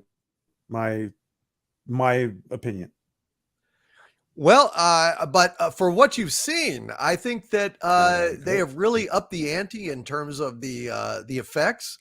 I think that they have done something interesting that has sparked a lot of controversy this season, which is they are starting to do what Star Trek did so brilliantly in 1966 and 67, 68, basically using science fiction as a vehicle to address interesting societal issues of the current day. And of course, in the highly politicized and very charged atmosphere of social media and our whole civilization, really, in the United States anyway, at this point, it's almost impossible not to offend people. But they really are having like very layered nuances on the show. For example, PJ, I'd be interested in knowing what you think, or any of you guys. I don't know how many of you have watched the Orville, but this last one, the second to last one, where it was a tale of two topas, where, if you recall, in the very first, I think it's the first season or second season. First season. It was the first season when Clyden and Bortus had a baby, and the baby was female. The baby was born female. And that's a big no-no in Moclan, civilization, because they're all males. So they actually, the civilization wanted them to do it. Clyden wanted them to do it. Bortus did not. But they went ahead and changed the baby's sex from a girl to a boy. Which I thought was a very interesting take on the thing. And then now this season, the kid has grown up. The kid doesn't feel right. The kid feels that something's wrong. And so they go ahead and ultimately, I mean, the issue is whether to transition the kid back to being a female against the Moclan civilization's directives. Now, some people were saying, well, this is like advocating trans stuff and everything, but it's much more nuanced than that, because you can also look at it that they are setting back what nature did the first time around. And it's kind of like also a commentary on parents that are transitioning kids way too early before the kids even have any knowledge or choice. So it's a very nuanced, layered approach to a controversial topic, and I don't think it really you can't really pin it down. It's not that easy. What's your comment on that? There's a reason we can't pin it down, and that's that the writers, Seth and this group of writers, are writing all these social commentary issues that are difficult to deal with. You'll notice that they're always writing them with duality in mind. And they're always presenting various sides, sometimes not just two sides to an argument or 2 points of view, but several points of view. And like you said, the fact that these issues are in alien cultures, and there's not one transition, but a reverse from a transition and everything. So there's a great deal of duality. So you can view a lot of these issues from several different viewpoints. And like you said, with what Roddenberry was doing back in the day, and Trek writers were doing back in the day. They're presenting arguments from various points of view and letting the viewers come to their own conclusions. Exactly. I would point out that Star Trek used to do this. For example, in the 60s, A Private Little War was an episode where the Klingons were arming one side of a planet, and the Federation then had to arm the other side of the planet, and setting the tribes against each other, essentially fighting a proxy war. It was a parable about Vietnam, and that was absolutely forbidden at the time. It was a hot button topic, and they got away with it by doing it through analogy and parable. And I think that's one of the things that the Orville is doing very well. Yeah, that's a perfect example. That episode that explains the difference between these. Well, they were always political and all that sort of thing. Is that episode left the argument open? They literally have it between Kirk and Bones, and ultimately Kirk is exasperated at him, and he says, "Well, what am I supposed to do?" And Bones doesn't have an answer, so it leaves it open like that. It presents the whole, the elements of it and everything like that. And that's what and so you're having similar aspects to it here in these episodes that Orville has done, to where it's up to you. What do you think about this? The Two-Topa thing, I didn't really see that. I mean, there's a lot of aspects there that's like, you can say it argues for transgender elements and whatnot, but at the same, she really was a girl, right? It's kind of the opposite of it, which made it a disingenuous argument, actually, on their part. Yeah. It was a straw argument they were using for the episode, so it actually was propaganda in episodes both 4 and 5. Actually, I'd argue that number 4, and especially episode 4, don't do what you're talking about, presenting things even-handedly and using. As Star Trek used to, as the Orville used to. I believe 4 and 5, especially 4, was pure propaganda.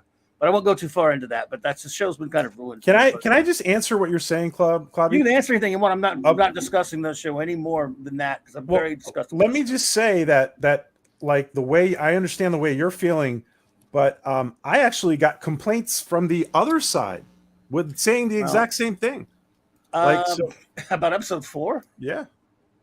Well, I'd like to see those, but I believe you. I get complaints from both sides. I get complaints from both sides, and I'm telling you, there's complaints from both sides. I never saw any complaints before that episode about anything the Orville was doing.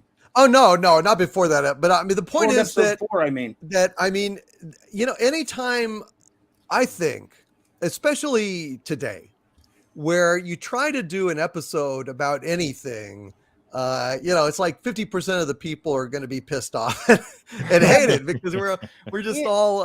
But I think that the writing is intelligent. I think the characters are very good, and that's really all I care about. I'm not the kind of person that if I am exposed to a viewpoint that I disagree with, that I'm going to just get mad and turn something off.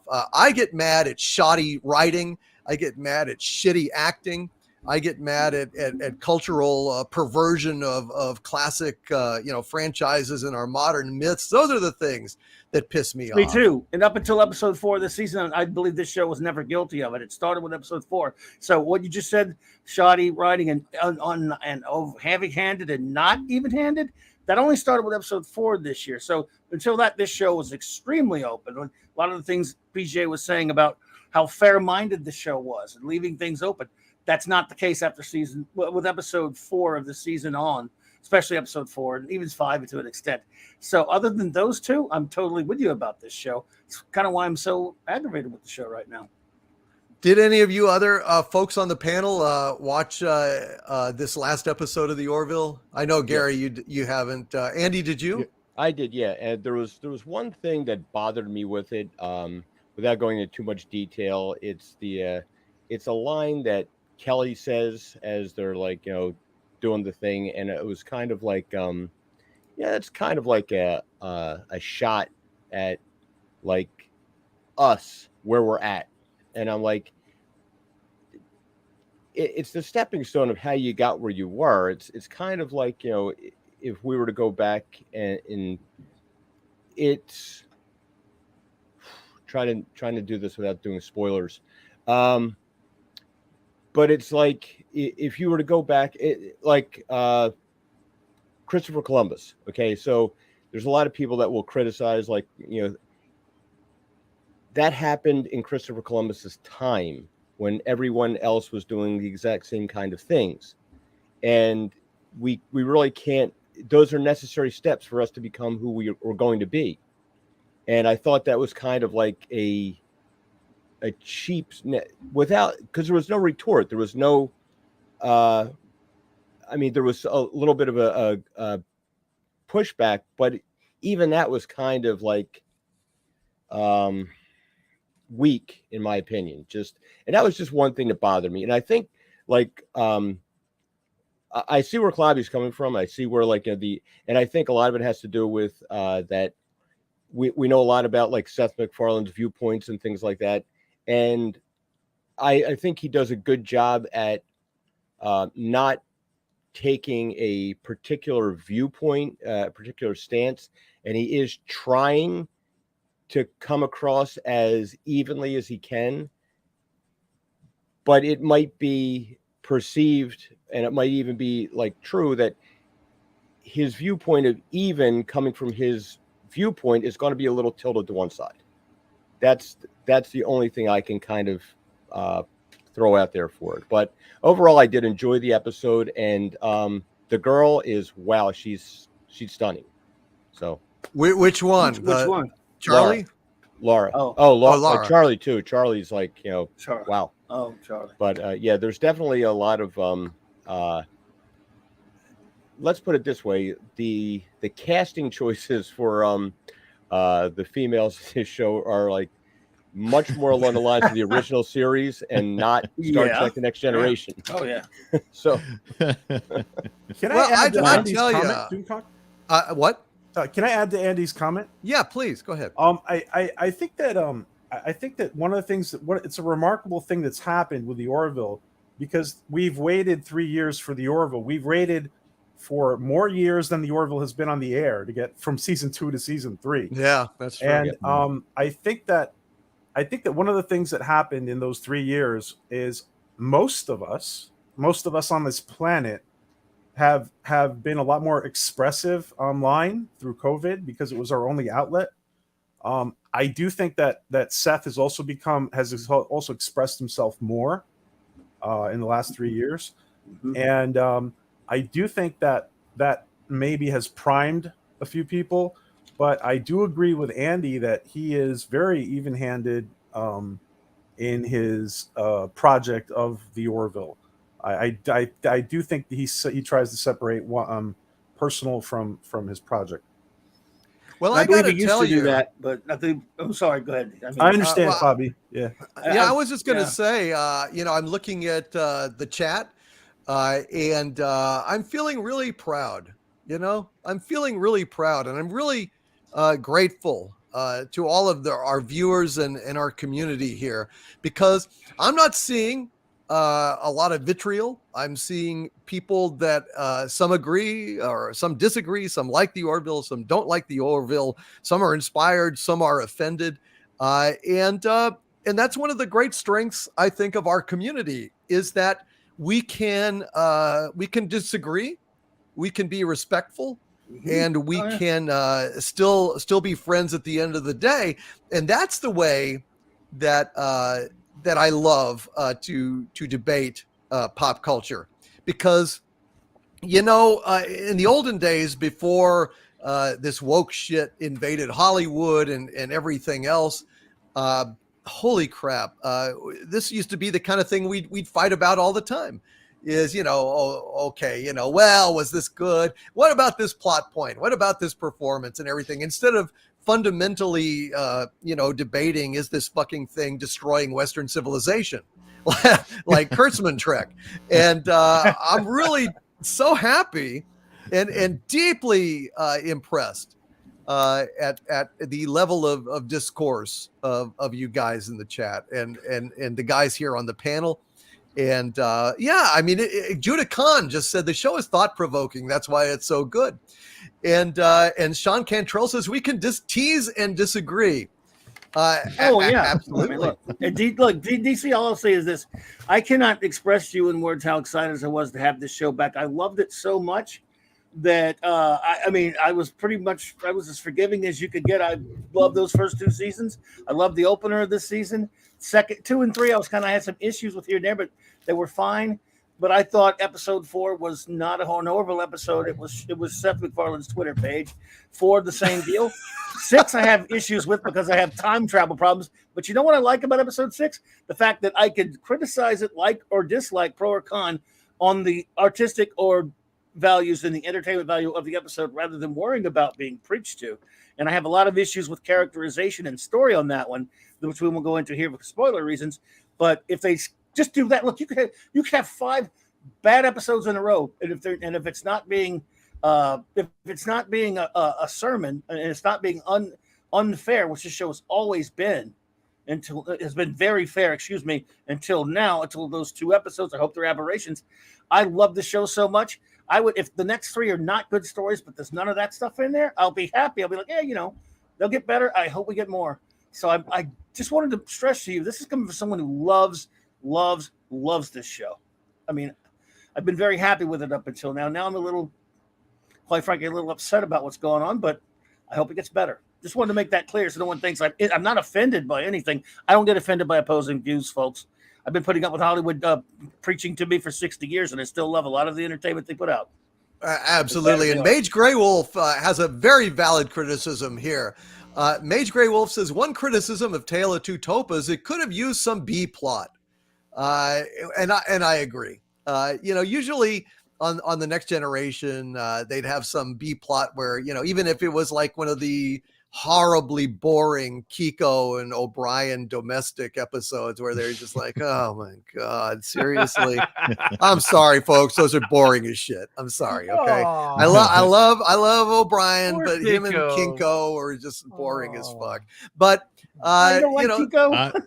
I don't got have anything against her, but it's domestic shit is boring. Yeah, He's just trying to have a baby, man. Yeah. Why hate on him, man? Yeah, and they are starting some of that on Have the a Orville. baby.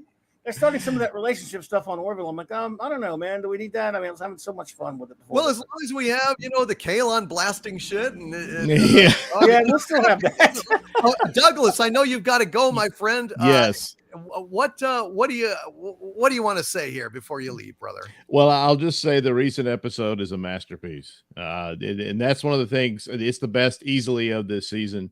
And if I still had any respect for award shows, I'd say they're up for one, but I don't respect awards anymore. Right, So exactly. just all I can say is that it's the best they've done this season. As for the stumbles and whatnot, if you will, of the other episodes, they are interesting in the aspect. I mean, the big one, I guess, was with I guess I can't even say what it is. Not the Topo one, the previous one, is that there's an interesting contradiction from Mercer's position there. If you watch it and pay attention to his arguments, and it doesn't quite fall flat. However, they give the other side's view in the mouth of the villain. So I see how, it could be some upset there, but that overall, for any show in film, in this current time we're living in, is you're going to experience what I call the woke shell shock.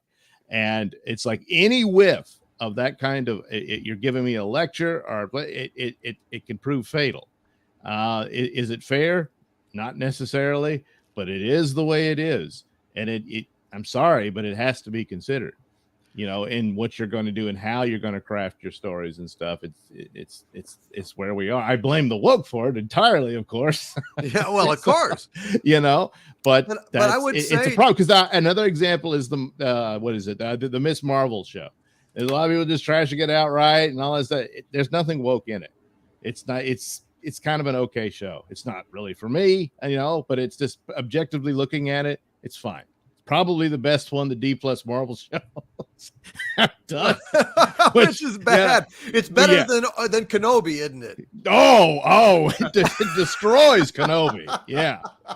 So, there's things like that to have some amount of consideration for, but it's understandable in reactions to things and aspects. And of course, Seth MacFarlane is, he's of the left and whatnot, but has been one of the more fair ones. I mean, keep in mind, this is a guy who had Rush Limbaugh of all people on his cartoon show, and he took a lot of crap for that. Oh, he was friends with him, and that's why I used to admire him. Yeah. So, he's kind of earned some amount of credentials here to see through. But it is something to consider, I think. And you can argue it's unfair, and you have a point. But at the same time, it is the times we live in and whatnot. And my fear is, because I'm sold on Orville, I want to see the whole thing, and I want to see another season. And I see people like dropping out it's because of what's been done to them in other shows and stuff, and that just massive insolence thrown out to fandom that we've gone all the way from Star Wars on down. And so it's going to have this reaction. And even though the two Topas I don't even consider on par with the other one, but I don't know what else to say. I think some of the technical aspects, I think some of the muting of the comedy might have been a mistake. In this one, it's kind of almost back, and the personality wise and stuff, it's still not on par with what it used to be, which was this parody show. It became very serious after the whole Kalon thing was revealed and all that, so it's certainly for the first episode, it's understandable. Later on, I was kind of, he probably could have used a little more of that in there to spice it up a little. It was a very drastic shift.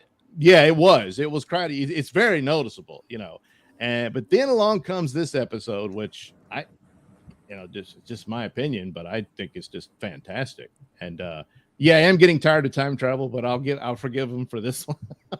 And there is a scene. A lot of bad writing in that one, buddy. I won't go into it now, but there's a lot of bad writing in it. But I caught what PJ is referring to about. I think that they're revisiting other plot lines from past episodes, and I think this one isn't over yet. With if you pay attention to the moment to when Gordon goes back in time, and I think you'll get it. So anyway, there we go. Sorry I gotta go. Happy anniversary, everybody. And the YouTube channel is the Nelson Ratings. The Mr. Nelson Show is over at radiomisfits.com.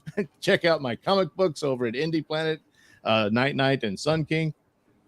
And my locals page, the nelsonratings.locals.com. So there you go. That's all your Nelson needs. And I'll see you guys next week. Be good, man. And Doug. we need to have a pool to see how long is it going to be before he adds OnlyFans to that. Coming soon. I'll buy that for Coming $1. soon, pun intended. Douglas Nelson. Hail, Douglas. All right. Good night, everybody. Love you, Later, man. Doug. Thank you. Good night, Doug. Good, buddy. Good night. Also, I don't know if you ladies missed it, but Andy Masterson was making a naked plea to all the women out there. He put on an apron. He cooked. He made toast on camera. It was clearly a naked appeal. I give the lady pick one. I missed this. What was I doing? Typing notes? Did I miss this? Did this really happen? Yes, nobody noticed, and I didn't want to interrupt PJ. He was doing it while he actually put on an apron and he made himself toast and he ate it. Gary, where the fuck are you? Oh well, you said he got naked. That's what percolated. Oh me, no! It was a naked appeal. When he gets naked, then let me know. Then I'll. Then we will blank the screen. I mean, we're not masochists. And the only thing I would finally say about the art, and Steve, I'm sorry you're feeling under the weather a little bit, buddy. Love you, man. Hope you're okay. Got some stomach issues or something going on. Oh, I'm doing fine. I think I just ate too much carbs and just getting old. You weren't on, Steve. You weren't on the Nostromo, were you? Uh-oh. You weren't on the Nostromo, were you? Oh, no. No. Right? The food ain't that bad, right? No. Oh, dear God. Anyway, Andy, I just wanted to point that out, sir, and I hope it scores you many, many chicks, as it clearly was intended to do. So, PJ, I would say finally on the Orville, regarding what Clavi said about no, it was Douglas actually saying that the opposite point of view was given to the villains on that episode. I would point out that one thing that episode did that I thought was very good is it did not make the culture of the Krill uniformly villainous. That essentially there was a good split of decent Krill and reactionary Krill, and it showed that there was more complexity in the society than at first appeared. So I thought that was interesting. Yeah, I know some people thought that and I don't want to speak for Klobby. You can interrupt me, Klobby, but I know some people felt that the Krill were portrayed in a certain way, and then there were certain things associated with them. I do want to remind everybody that it was the Krill who saved our asses, like the humans. Planetary Union. Right. If it wasn't for the Krill, the Planetary Union wouldn't exist. I do want to add one more thing. Seth told us at the beginning of the season, he had an interview, and he said, he was asked, I think this is if I'm not mistaken, on the Roddenberry podcast. He said, he was asked, can you sum up the Orville in one word, Orville season 3 in one word? And he said coexistence. The Orville season 3 is ultimately about coexistence. From my understanding of, and we talk, you asked me if we have any insider information. We don't, because they're letting us experience this as everybody else is experiencing it. But we do have a little bit of contact with the production staff. My understanding is that in order to exhibit coexistence, they also have to show us how divided we can become. And I think that a lot of the issues that are so touchy to many of us have been purposely put there in order to show us how divided we can feel. So I just wanted to share that. Yeah, absolutely. That's a very good point, man. And I just hope they're going to make another season. I think it's just been getting better and better. And although I do miss a lot of the humor, like we said. Mexican Iron Man, have you got anything you'd like to add? Are you there, Mike? I just want to say that, yeah, can you hear me? Hello? Yeah, here you are. Can you hear me? Yep, we hear you. Okay, sorry about that. I'm having real bad internet problems. If I robot, let me know. So I just wanted to say that I had a very similar reaction that Klobby did to some of these, to a couple of the episodes. I really had the same exact reaction that he did. And I had to sit back, and I think for me, and I'm just going to speak for myself, I think that I have to be careful that I don't let my emotions, my intellectual analysis about how I've been beat up on so many fandoms, on so many shows for so many years, stop me from being open, objective, and letting me experience the ups and downs and ebbs and flows of the Orville in the season. And I pulled back, and so that I can continue to enjoy this, because let's be honest, there are a lot of episodes in Next Generation that freaking sucked, and I mean thermonuclear sucked. Yeah. Okay. I mean, thermonuclear sucked. All right. Yeah. I mean, true. Bobby. I mean, I know what my one. People wonder why I didn't get excited about Next Generation. Well, you know what? The first one I saw was the one where it was like, jungle boogaloo through the obstacle course, whatever the hell that one was. That was my first experience with Next Generation, and as a TOS guy, I'm like, I'm out of here. So I have to realize that what Seth is trying to do is something very complex, and he's also the other thing I think he's doing is I think he's resetting a show that ran for a couple of seasons that we enjoyed, and I think these are still boom in a bunch of different places at the same time. So I'm looking forward to more of it, and to everybody, all I can say is, look, we just got to keep an open mind to everything that we see, and until we get nonstop crap like Strange New Worlds, then then let's keep an open mind. I agree, and that's a good point. And I thank you guys for a very civilized and very enlightened conversation. I thank the chat as well for being awesome. But you guys have been very patient. I think it's time now for some more super chats.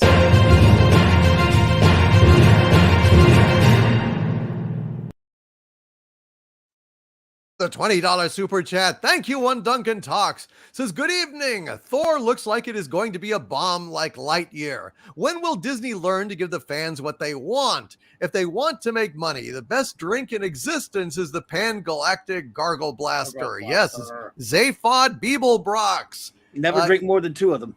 Oh, no. Oh, no. That'll do you in, brother. I've never even had one. I don't know where to get them.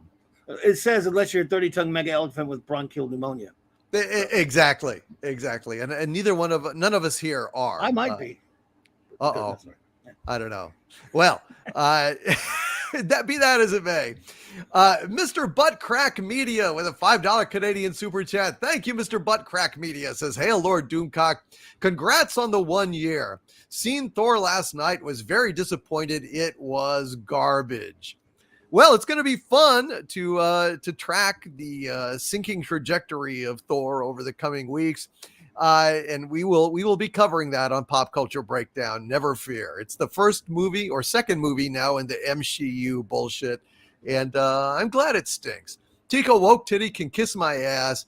I'll wreck your mythos in a minute, baby. Well, I guess you'll also wreck Disney's prospects at the box office, you piece of shit. Hail, Mr. Buttcrack Media. Hail to One Duncan Talks. Thank you again, One Duncan Talks. You are awesome, and I deeply, deeply appreciate your kind support, brother. Thank you. David Yuri with a £5 super chat. Thank you, David Yuri. Says, you self-appointed critics, as cruel as you are pointless. Look at you. You will be doing this for decades. Grim bullies, Shatner, Nimoy, awful actors. What? Huh? Self-appointed critics? I'm the future ruler of Earth. Yeah. What the fuck am I supposed to do? I'm the fucking future ruler of Earth. An old gypsy lady said that as I was born in the cradle. It was. I mean, aren't you also the most inclusive, like, ruler of Earth? Like, you have a whole panel of people giving commentary. No other ruler of Earth would do that. That's right. It would be like, you're wrong. Off with your head. Gary, what do you think? No, wrong. You know, it'd just be like a string of executions, you know, crazy ass bullshit. Anyway, David Yuri, I'm sorry. I'm not a grim bully. I'm a pretty funny bully. I think I've been pretty funny. I'm not a grim bully. I'm a funny bully. Very fair bully. Yeah. As cruel as I am pointless, here I am giving like love to the Orville, you know, love to the panel, love to the chat. Cruel? Pointless, mudhole, slimy, my home this is. Thank you, David Yuri. Sorry about that, man. But I don't know. I don't see myself that way, but maybe I'm myopic. Who knows? You monster. I don't know. Nomada Star, who's been a channel member for 19 months at the Dumentite level. Hail, Nomada Star, says, LOL, my first month as a not arch villain. FML. Well, hail, Nomada Star. Listen, man, just thank you for being around. I appreciate you very, very much, and I'm glad you're able to join us here on our 1 year anniversary show. And I hope you guys are enjoying it. I think it's been a lot of fun thus far. Brian Trester in the chat points out, well, Chuck Norris built the hospital he was born in, which is true. This is absolutely true. Echoes of the ancients with a $20 super chat of great generosity. Thank you, Echoes of the Ancients. Says, hail, Lord Doomcock. I saw the Thor movie yesterday. Dear God in heaven, please don't see this movie. You will absolutely let Harvey out. Yeah, I'm not inclined to go see this shit. I have to be honest with you. I am not excited. It just sounds fucking awful. Does anybody have does anyone disagree? Did anyone actually enjoy it? I've seen people say they like it. Yeah, some people. I've talked to a couple normies that and they were pretty much entertained for it, but like personally, my biggest problem with it is that my late brother was the world's biggest Thor fan, and we would swap comics back and forth all the time. And I read every single issue of Thor. In my opinion, Thor should be done more like Conan, and they turned it into Dumb and Dumber, and it's just not the character. And like all this stuff that I'm saying about, like, how they're going to turn, Atlantis into like some Mayan undersea world and stuff like that. And I mean, Yes. I was hoping for a cool Namor action figure, and now I'm going to get one with like earrings and a nose ring and Aztec jewelry and stuff on it. Like, that's not the. And now I've heard rumors that they're going to make Doctor Doom some kind of descendant of Spanish conquistadors, so he can go directly against Namor. And I'm like, God, oh fuck I believe me! it. Come on. You better believe it, dude. if you want to do something, like make your own original character, and there's a reason that these things have lasted so long. I mean, Thor's been around since what, 1962, and they're going to come along and say, "Oh, I can do it better." Like, and Taika Waititi. I mean, I don't get, like, Ragnarok. There were two things I loved about it: that you saw Thor as powerful as he should be depicted, and there was some Kirby-esque elements in there. Nice And Kirby tributes. Yeah. If I watched it with no sound on, I could probably appreciate it, but I didn't appreciate the humor, and I didn't appreciate, like, and the other thing that they're doing is, like, I think they had a great opportunity with Marvel to, like, it started off, I'm a little irritated now because you've got the Norse gods, and at first they were aliens, and that's why it was explained that they weren't, like, all Nordic and all, like, red hair and blonde hair, blue eyed, stuff like that. Okay, fine. But now we're getting into these other pantheons, and they're allowed to be exactly as they are. So are they going to retcon them? If, like, and I don't have a problem with it. I think, like, I would be really pissed off if, like, your Egyptian gods looked like me. It's just dumb. And but they can't make up their mind with what they want to do. And all these things, like, it's bleeding through, and you see this with Thor. So I said today when I got attacked on Twitter, like, that Marvel is underperforming. All of their movies have underperformed at the box office and with views, and the rewatchability and the merchandising isn't there. I put up on Twitter the other day how there's a big sale going on with Sideshow right now, with all of the Comic-Con going on soon. And so they have this 5% off pretty much every figure, but 10% off Ms. Marvel. That movie came out in 2019, and that thing still hasn't sold out, even with 10% off. Fat Thor hasn't sold out. What does that tell you? These are not the things that people are gravitating towards, and they're not the things they want to plop down $200 and $300 for. And that's people like me that spend stupid amounts of money on goofy things like this. Like, that's where you're going to make your money. And these whack jobs that will want all the representation. Show me your toy shelf. Show me your stuff that, like, I guarantee you, like, the only people, like Gary's sacrificial Jane Thor there, I'm sure it was off the clearance rack. It's like, and it was he overpaid for that. Sideshow's probably going to, or Hot Toys is probably going to make a Jane Thor and all that stuff, and it's going to sit just like Captain Marvel sits. Unless they make about 10 of them, it's going to sit there on the shelf. And it's this. I don't know if they're too stupid, or somebody's got to know that this is what they're doing to the brand. There's a reason that all these things have underperformed. I mean, God, it wasn't that long ago. If you slapped the Marvel label on anything, it just would have sold. And now they've destroyed it. They've run it so far into the ground. Like, oh, it's like, let's take Thor's clothes off. Here, girls, here's your obligatory bone. But sexism and Scarlet, Black Widow, and all that stuff. Like, now everything is switched around. It's just they are shooting themselves in the foot, and they don't even realize it. Yep. So to hell with them. Phase 4, the MCU. Nobody gives a shit. That's just the way it is. Absolutely. Justice Fat Seagal with a $2 Canadian super chat. Thank you, Justice Fat Seagal. Says, there's not enough Crisco here. Hail a Doom Chat. Hail Justice Fat Seagal. We will have you back on the show someday, brother, when you have some time. Thank you so much for being here. And Corion Witch in Residence with a $5 Canadian super chat. Thank you, Corion Witch in Residences. Happy anniversary, guys. Be awesome to each other. Hail Corion Witch in Residence. Hail Corion. Great to see you, man. Yay. Hopefully this means that at some point you'll come back on the show, hang out with us some more. God bless you, Corion Witch in Residence. Hail to you, and thank you very, very much for popping in and wishing us well. We really do appreciate it. We miss you, man.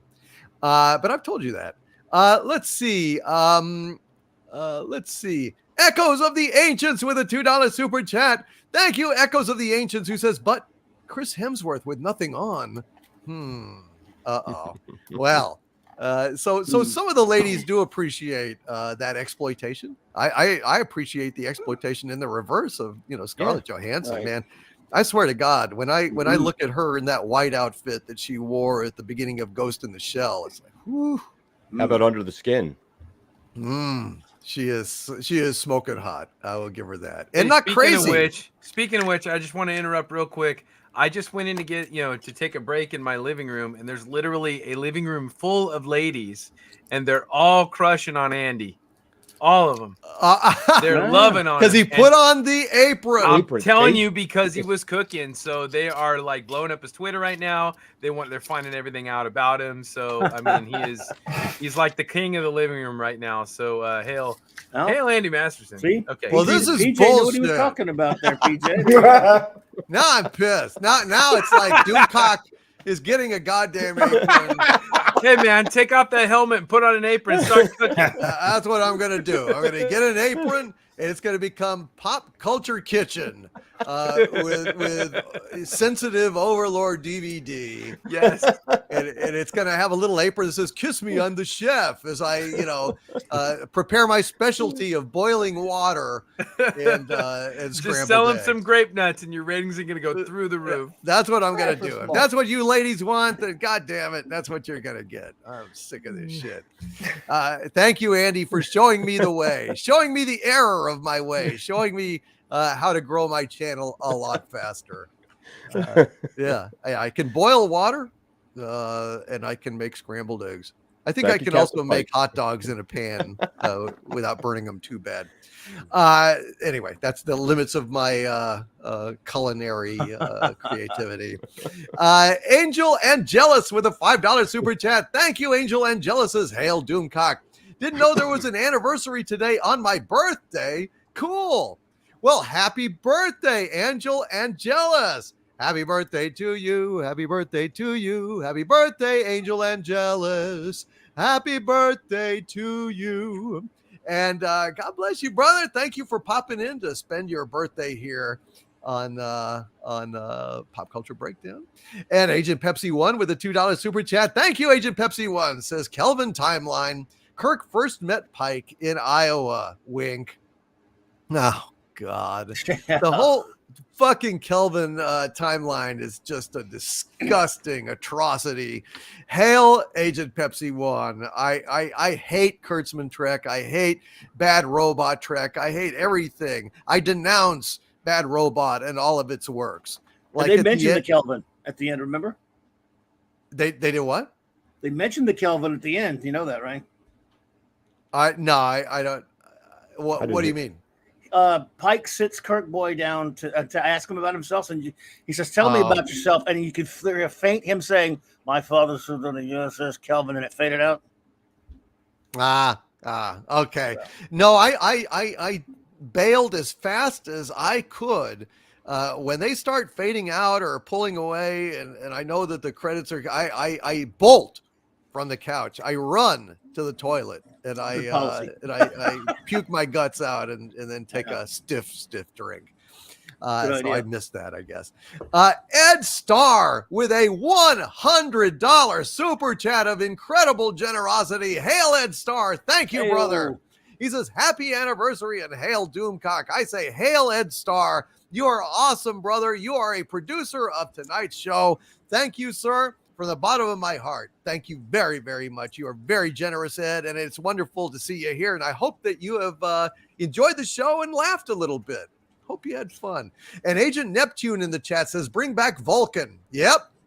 Bring back Vulcan. Or what do they call it? Nemar or Nevar or Nevar. That's what they call it. Nevar. Like, I will never see a good episode of Kurtzman Trek. That's where they get it from. Jack White with a $2 super chat. Hail, Jack White says, hail, my lord. How far are you in Bleach? Jack, these last 2 weeks have sucked. They've been very hard, and my progress has been arrested, my friend. But I will get back on it. Thank you for reminding me to get my ass back on to Bleach. It's a great show. Very much enjoying it. And I thank you very much for your recommendation and knowledge of anime and manga. Your Muslim uncle with a $9.99 super chat. Thank you. Your Muslim uncle says, I nominate Mikey Spock for promotion from Ensign Block of Wood to Grand Admiral Forrest of Boring Suck. Seconded? Take a vote. Aye. The ayes have it. I think I speak for all of us as we can absolutely do that. Grand Admiral Forrest of Boring Suck. Amen. Great job in video. All hail DC. Thank you, your Muslim uncle. I'm glad you liked it. Man, I love that video. That video cracks me up to no end, man. I just love the hell out of that video. It looks like our friend Mexican Iron Man, his internet failed, but I'm so glad that he was able at least to pop in for a little while and brighten up our lives. I'm really grateful. Hail, Mexican Iron Man.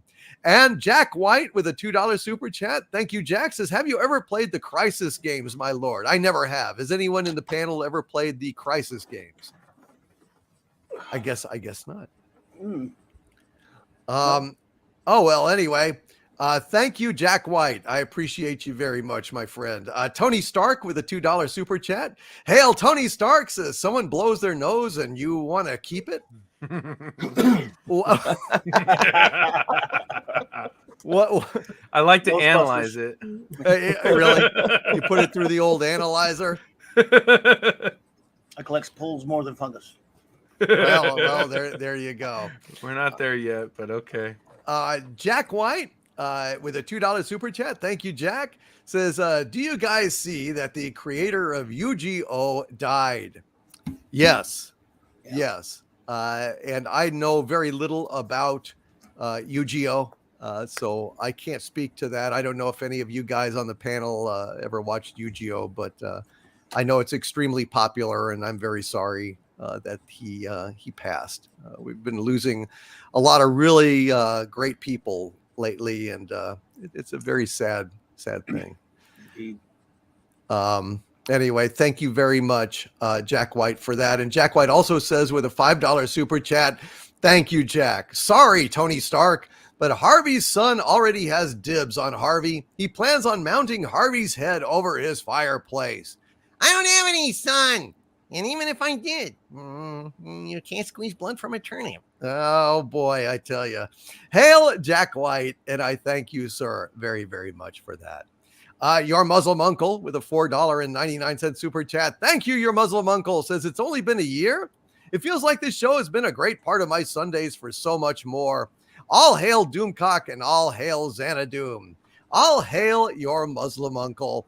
And God bless you for that, my friend. It does feel like more than a year. Yeah, really? Does it? I think it went by pretty quick. Yeah, it really does. You're right. I mean, God, a whole year. I mean, you put it like that. It's very, very interesting to feel about that. I'm glad we haven't worn out our welcome, your Muslim uncle. Thank you. And Big Dave K with a $5 super chat. Thank you, Big Dave K says, y'all need to take a break from crap shows. I finally started binge watching Yellowstone, and it's really good. Check it out if you haven't yet. Isn't that on Paramount Plus, though? That's a tough thing to... I think you can watch it on Peacock or something like that. Maybe I'll watch it on Peacock then. Although I did see the one episode where the one girl was taking a bath in like the horse trough with like 2 bottles of wine, and yeah, it's it's good scenery. I actually don't think it's on Paramount Plus because unfortunately I have that and hadn't seen it on there. But Oh, okay. Then maybe it is just Peacock. I don't know where it airs. I've never seen it. Dalek 451 in the chat says, I'm a diehard fan of Yu-Gi-Oh! And hearing the creator had died made me very sad. I'm so sorry, Dalek 451. I know. Yu-Gi-Oh! Or Yu-Gi-Oh! Anyway, Yu-Gi-Oh! Yu-Gi-Oh! Sorry about that. I don't know how to. I've not seen it, as I said. Saul Shymek with a $5 super chat. Thank you. Saul says, retro wave artist recommendation. An artist doing late 80s, early 90s pop music that has become a favorite for lifting spirits in these times. Yeah, I only heard about this retro wave YouTube channel, and I meant to check it out, but I've been extremely busy this last week, so been kind of tough. But Saul, I am going to go check that out. It looks really kind of cool, and I love 80s and 90s music. One of the great periods of music history that I don't think gets revived enough. I really do love that synth stuff. To me, 80s music still sounds like music of the future. I just love that stuff. And Tony Stark with a $2 super chat. Thank you. Tony Stark says, Jack White, Harvey's son must get it on Maury. I don't have a son. Don't piss me off. Oh, he may break out. We got to move on. I don't want him to break out. We got to keep rolling. Lance with a $10 Canadian super chat. Thank you. Lance says, happy anniversary, DC. Morale is critically important in times like these. If you haven't seen it yet, I recommend The Finest Hours, based on a true story, a good film, and not woke. Love to all. Hail, Lance, and thank you, Lance, very, very much for your kind contribution to the cause. Hail, Lance. And Saint Anger with a $5 super chat. Thank you, Saint Anger says, hail and happy anniversary to the best pop culture breakdown crew, hands down. And hail to Seth MacFarlane and the Orville. Gene and Majel would be proud. Orville Nation, do you think that Gene and Majel would be proud of what Seth MacFarlane has accomplished, especially given the dearth of quality in regular Star Trek? You know, I do think they would be proud in several different ways. I think they would be proud artistically for its achievement, and I also think on a personal note, they were very progressive, and the Orville is very progressive. So I think they would, but you know what? They never let it get out of hand to where they were just preaching and not entertaining. Star Trek is nothing if not entertaining. The original series especially. All right, guys. Well, I think at this point we ought to go ahead and talk a little bit about Ghostbusters. What do you think? Is it time? Yeah. I think we should. I love this movie. It is a perfect blend of comedy and horror. It is one of the great feel-good movies of my life. I remember the first time I saw it, I was absolutely blown away. From the first moment when the ghost in the library, the quaint old lady is reading the book and then like turns into a raging monster when they approach. This is a classic film. This is the definition of a classic film. Every part of this movie is golden. I don't think there's a moment in this movie that isn't fantastic. Every performance is great. Sigourney Weaver, of course, all of the original Ghostbusters. Even the smallest parts, like the hotel owner that says, "Why, that's outrageous. I won't pay it." Oh, okay. Well, we can go ahead and release this ghost right back. Never mind. I love the music. Elmer Bernstein, classic score, and then a great pop music collection of songs, including Ray Parker Jr.'s Ghostbusters, which is a timeless classic these days. I could not love this movie more, and I just want to kind of go around and get everybody's kind of memories of this movie and thoughts about it, and what makes it so damn great. I think the script is fantastic. I am not aware of how much of that stuff was improvised or how much was scripted. I know Bill Murray was quite a talented improviser, but I really don't know in terms of that. Let's just kind of go around the table and just kind of chew the fat and kick around some good memories of Ghostbusters. Gary Ambrosia, you a fan of Ghostbusters? It's like only one of my favorite things in the whole wide fucking world. Yeah, I was told that when I was younger, the very first film that I saw in the theater was Peter Pan, but the first movie I remember seeing when I was 4 years old was Ghostbusters, because I remember seeing the opening scene with the librarian getting freaked out and jumping behind the seat that I was sitting in. I jumped behind that seat, and my parents were like, "Whoa, hey, it's all good." I was that freaked out. I was going to do notes on this movie. Bethany and I watched it again the other night. There's so much to say about this. I mean, we could do a 3, 4, 5 hour show about it, but this movie is absolutely the perfect balance of like talent, skill, craftsmanship, comedy gold, timing. I mean, Ivan Reitman was a fucking master director. He was so good. He was better at comedy than anything else he ever did. But originally when this movie was written, it was written by Dan Aykroyd for him and the late great John Belushi. And then John Belushi passed, so then he kind of had to rework the script and then add some more characters in. And then he added, he's got Harold Ramis. Harold Ramis, if you look at the cast, you're talking about like these well-seasoned veterans of improv, comedy, television, movies, even movies at that time. They had all done Stripes, and Harold Ramis had directed Caddyshack. That's the weird thing. Like I didn't realize Harold Ramis was a director until long after I had been a fan of this movie. Mm-hmm. And the level of talent is through the roof on this movie. And one of the things that was standing out to me the other night when Bethany and I were watching it was the craftsmanship in the cinematography.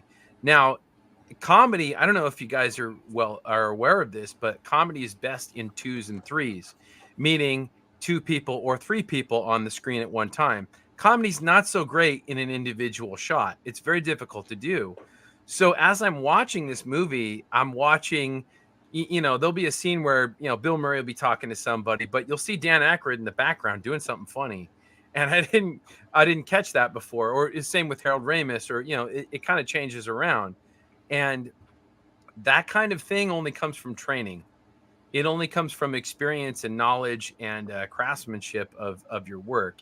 These guys had all busted their buns on TV shows, SCTV, Saturday Night Live. They created all of these things. They didn't just star in them. It's not like, people on SNL now, which are, but they created these shows as they were becoming big. And the talent is massive. One of the things that stands out about this movie so much is that it takes itself pretty seriously for the most part. Because if you're told about like, okay, well, there's a giant marshmallow man at the end of the movie and he terrorizes New York, you're not going to take it seriously. So the movie starts out with, a librarian being haunted by flying books and, little index cards that are thrown out everywhere. And it's actually pretty scary at moments. It's the horror and the scary parts are actually really pretty scary. And it's only the way that the characters react to it that makes the movie funny, which is like part of the brilliance of it to me. Because if it was just goofy and for laughs, it wouldn't be as good. You know what I mean? Yeah. I mean, they called in Dan Aykroyd, or the producers. They called in Richard Edlund from Star Wars to do the special effects in the movie, and everything is really pretty much taken seriously. The movie score by Elmer Bernstein is pretty much it's straightforward. I mean, you're talking about the guy who did the 10 Commandments, and he did these massive, huge cinematic scores, and he does the score for Ghostbusters, but he plays it straight. They're all playing it straight, probably except for Bill Murray. I think Bill Murray's just fucking around throughout the whole movie, but that's okay because he's Bill Murray. But really, the movie is absolute brilliance on every level. Every single level: writing, performance, directing, special effects. Sigourney Weaver is gorgeous, but she goes from this kind of timid, sort of cello musician to being this really wild animal in bed. And I thought that was really incredibly, amazing. I really love, I know the casting changed around a lot, but originally the role for Louis Tully was written for John Candy, which I thought would have been interesting. John Candy's like, oh, I don't really get the part. I don't really understand it, but give it to Ricky. And they gave it to Rick Moranis. And then he obviously, leaps and bounds with that role. He crushes it. He just crushes it. I mean, I don't know how the hell people are not busting up laughing while he's on camera. When he's giving a party, he's giving a party not for friends but for clients, so he can write it off for tax purposes. That's one of the funniest fucking things I've ever seen. And he's actively discussing tax shit while they're at the party, so he can literally write it off as a business meeting. That kind of level of humor you don't get without trained artists. It's incredible. I love Ghostbusters. I wanted to bring Slimer. Yay, Slimer! There's Slimer. So I was watching the movie the other night with Bethany, and I think I found out where this puppet was actually used. I think it's used in the scenes where Harold Ramis shoots the Neutrona wand on the bar, and you kind of see Slimer thrown out of the shot. Right. I think this is the puppet that they just kind of threw because the puppet's it's got a human inside it. So it's a lot bigger than this, but they can't throw the human sized puppet because it wouldn't work. So they just put little stupid arms on this thing and they threw it across the shot. And that's Slimer being thrown across the scenes when they're messing up the bar. So I'm going to pass it over because there's too much to talk about. Really, we could do a 5-hour movie or 5-hour episode on this. But here's Slimer in all his glory, fully restored, fully painted by myself, and looking pretty good. Excellent job. Excellent. It's beautiful, man. Yeah. Nice, man. Beautiful. My favorite part of the movie, hands down, is when Ray says everything was fine with our system until the power grid was shut off by Dickless here. Is this true? Yes, it's true. This man has no dick. That's a great joke. It's one of the best moments in movie history, in my opinion. I Rancor agree. Steve, are you a Ghostbuster fan, brother? No, said no one ever. Yes, I am a huge Ghostbuster fan, mostly because of Bill Murray and Rick Moranis. And I talked to my brother and I asked him, hey, can you confirm this, that if Bill Murray actually just winged it on the sets? And him and a few other guys were like, yeah, he didn't really abide by the script, really. It was just him improvising most of the time. And I was like, holy shit. All right. This movie I'm a huge comedy fan. I think this is one of the best comedies I've ever watched and still watch. I still laugh really hard when I can't think of which. I think it was I don't know who steps back in the elevator scene where they're talking about it. I think it was Gary might know this on top of his head because I'm going to butcher his name, and I don't want to do that to all the fans because I'll do that to anyone. But in the elevator scene when they're talking about the packs, and one of the actors just kind of steps back. And I think that's a funny scene. I've talked to Gary about this, and he's brought it up. Yeah, it's Harold Ramis. That's okay. Yeah, that's who it is. They turn the pack on, and he just kind of backs away in the elevator. The elevator's only 6 feet. It's like one of the best scenes ever. I think my favorite scene is when they shoot the maid, and the maid sticks her head out. She's like, "What the hell are you doing?" And then Bill Murray says, "I'm sorry, we thought you were someone else." The whole this Ghostbusters itself, because it's like a standalone where it can be a comedy of its own, where it's fun, where you can just sit back, watch, and then I'm looking on Rick Moranis is probably one of my favorite actors and comedians. where he plays the guy is the funniest thing. Where he just talks about water. Do you want mineral water? Like, I'm dying laughing. I'm like, dude, I dressed up as him for Halloween. I matched it perfect. It's I want Rick Moranis to come back and do comedy in movies again. It's the whole movie, the special effects, the music. I can listen to the soundtrack all day and still love it. And that's one things I love about Afterlife is that the music was so good that I can go back and listen to it. And then Sigourney Weaver, holy shit. She's yeah, don't tell my wife, but she's gorgeous. That's all I got. She's watching. Ooh. Yeah, She's she's in the probably living room watching on a big screen. She's like, yeah, but she's drooling all over Andy Masterson right now, so it's all good. I know, right? She's like, who's Andy? Yeah, I was texting her earlier. She's probably gonna be like, "Who's Andy?" I was like, who's Sigourney Weaver?" Somebody's about to get the Gary Ambrosia wife slap treatment here. I know, right? right? I'm gonna get it again. They're all gonna come out and beat me. Yeah, I'm gonna have my wife dressed up as Sigourney Weaver one night. Oh dear. So Steve dressed up as Louis Tully, and Bethany dressed up as Zool. They were the gatekeeper and the keymaster, and it's like the best costume pair I've ever seen. I wish I'd have sent you the photo because it's great. Oh yeah, it's hilarious. Oh dude, PJ, are you a fan of Ghostbusters or? Heck yeah. I think I thought, first of all, just the magic of having Harold Ramis and Bill Murray together again after Stripes. I thought there's just magic there with those guys. And I'm gonna go out on a limb here, and I think one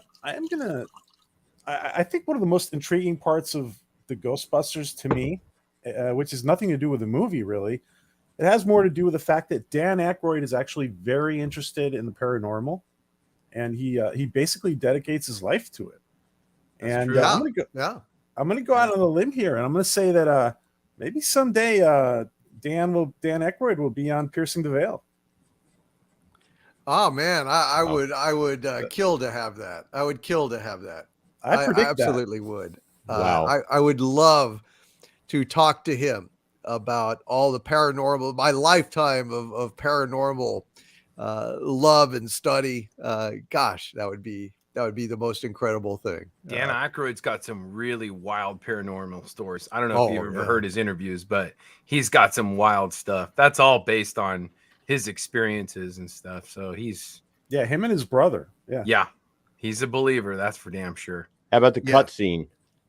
Was that real? Which cut scene? The what scene? The cut scene from what the ghost and Dan in bed, like the hovering over the him. Ghost head. That was weird. I think they had to take that out for family reasons, but that really is pretty funny. When I was a kid, I didn't get that joke, but I get it now. It's on the DVD or the Blu-ray set, the one that looks like a trap. I don't know if you guys have that. But that full scene is on the you can find it on YouTube or something. But that full scene where him and Winston Zeddemore go to investigate some kind of weird museum, and he's actually laying in that bed, and that ghost appears and goes downtown. So that's a pretty wild scene. I just love it. One of my favorite lines in Ghostbusters is Venkman says, "Ray's gone bye-bye. Egon, what have you got?" "I'm sorry, Venkman. I'm terrified beyond the capacity for rational thought." And he throws it away. He throws it away. He's just like, yeah. Which is why it's so funny. Because he's like totally stunned. He's like, "I'm sorry, Venkman. I'm terrified beyond the capacity of rational thought." And yet his vocabulary remains intact, which is what's really kind of funny about the whole fucking thing. Egon was so awesome. I love Harold Ramis so much. He was so fucking funny. I collect mold, spores, and fungi. So there's a funny scene on that Blu-ray set where they show the unedited the uncut commercial. Remember the commercial that the Ghostbusters air that Sigourney Weaver's watching on TV? Right. Yeah. Well, there's a scene where Dan Aykroyd's got like some equipment, and he's like, "Our our staff is on call 24/7 to respond to all your supernatural elimination needs. And he's indicating to the door of the firehouse, and all you see is Janine near the door, and she's like, it's fucking hilarious because she's their staff. She's Right. the only one. Right. But there's lots of little jokes that that kind of got cut out that I thought were really funny, and that was definitely one of them. I totally. Am I alone in thinking that Annie Potts in that movie was kind of hot? Oh yeah, Hey, he was. watch. All right, Wow. hold on. Watch Who's Harry Crumb with John Candy. Yeah. It was directed by Joe Flaherty's brother, Peter.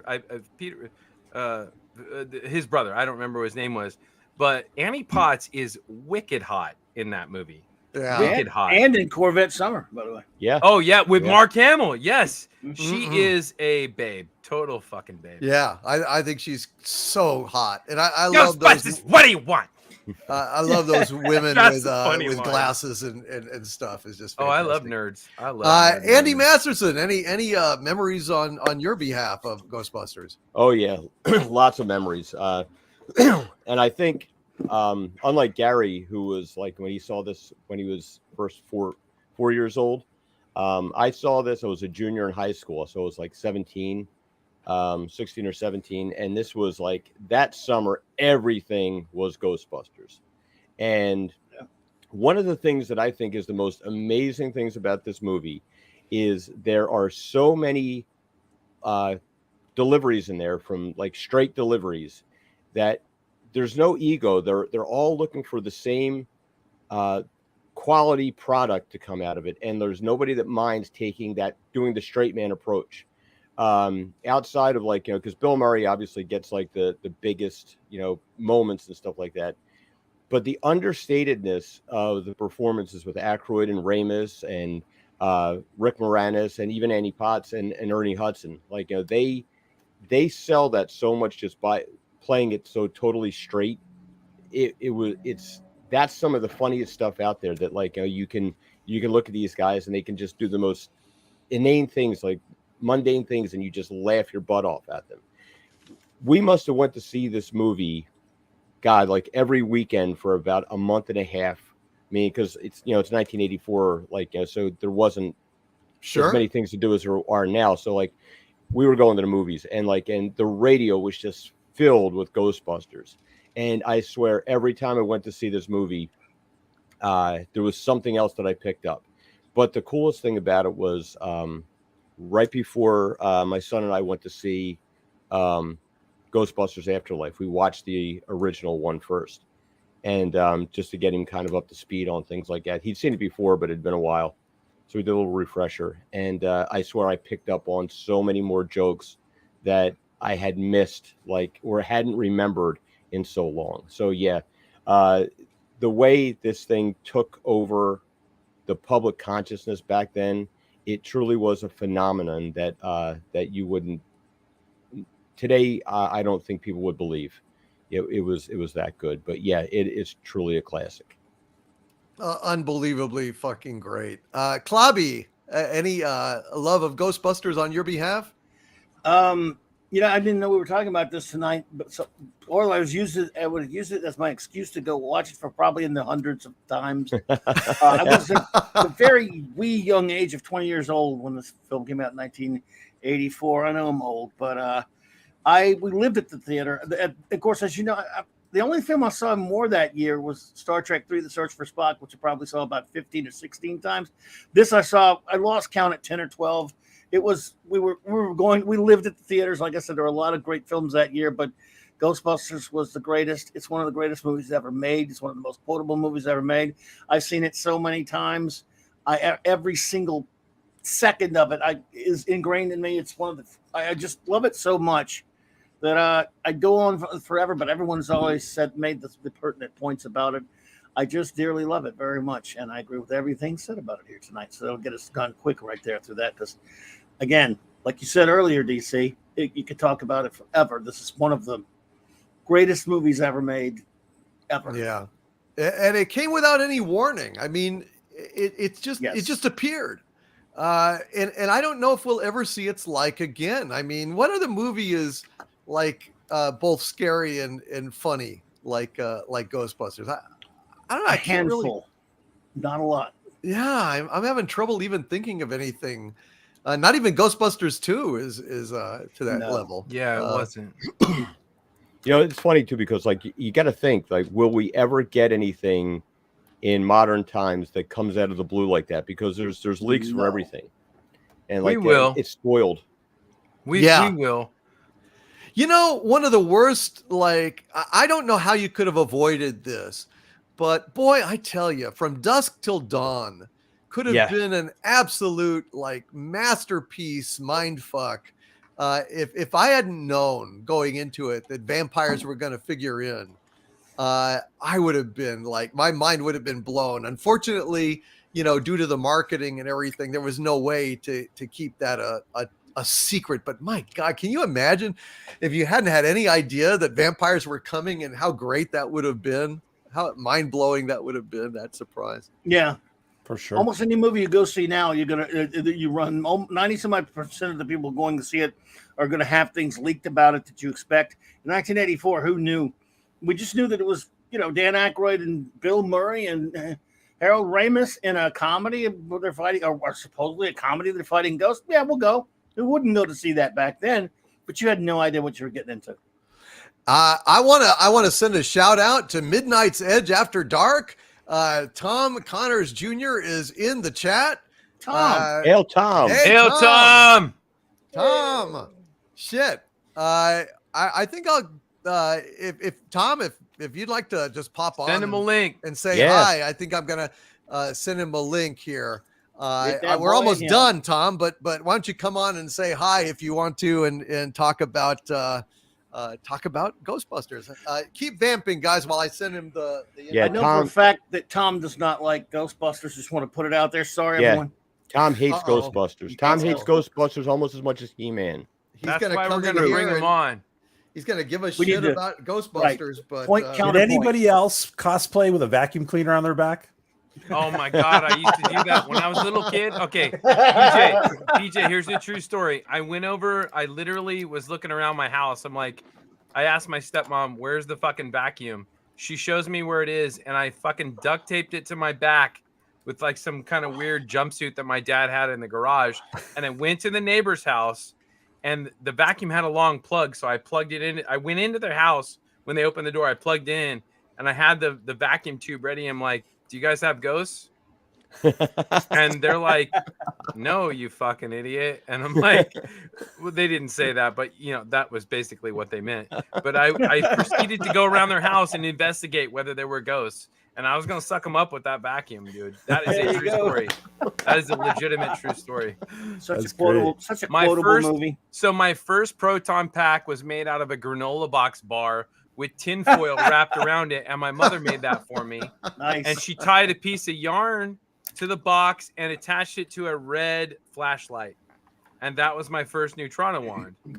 Wow. So that Nice. was that was my getup, man. Yeah, she made me Yeah. the jumpsuit for Christmas, Nice. and I wore it to school way before Stranger Things. Way before Stranger Things. That shit was me wearing that shit to Yeah. kindergarten. there was they were almost like, no merch back then. Oh, Yeah, no, right? No. Gary. there I mean, wasn't almost until Couple 1986. years. There wasn't any Right. merch. No, and a buddy of mine, we had an old crappy Toyota Opel red. He painted the Ghostbuster symbol on his door, just because you couldn't find anything else. And he used to airbrush the Ghostbusters T-shirts for people. Wow. And I had one because it's all you could. We loved it so much. There was a novel. There was, of course, a Wow. soundtrack. oh, And a soundtrack. man. That's about it. So here's something interesting, Clobby. So the where does Slimer go? Uh-oh. Oh, here he is. Here he is. So I got this Slimer from a guy who got it Wow. from Michael Gross, who was a my. producer on the film, and Michael Gross was also credited with creating the No Ghost logo of Ghostbusters. Oh wow. So this was Nice. his personal property. Oh my goodness. That's Isn't that cool? That's So, fantastic, man. That is fantastic. I couldn't pass this up, guys. As soon as I saw it, I said, I'm taking it.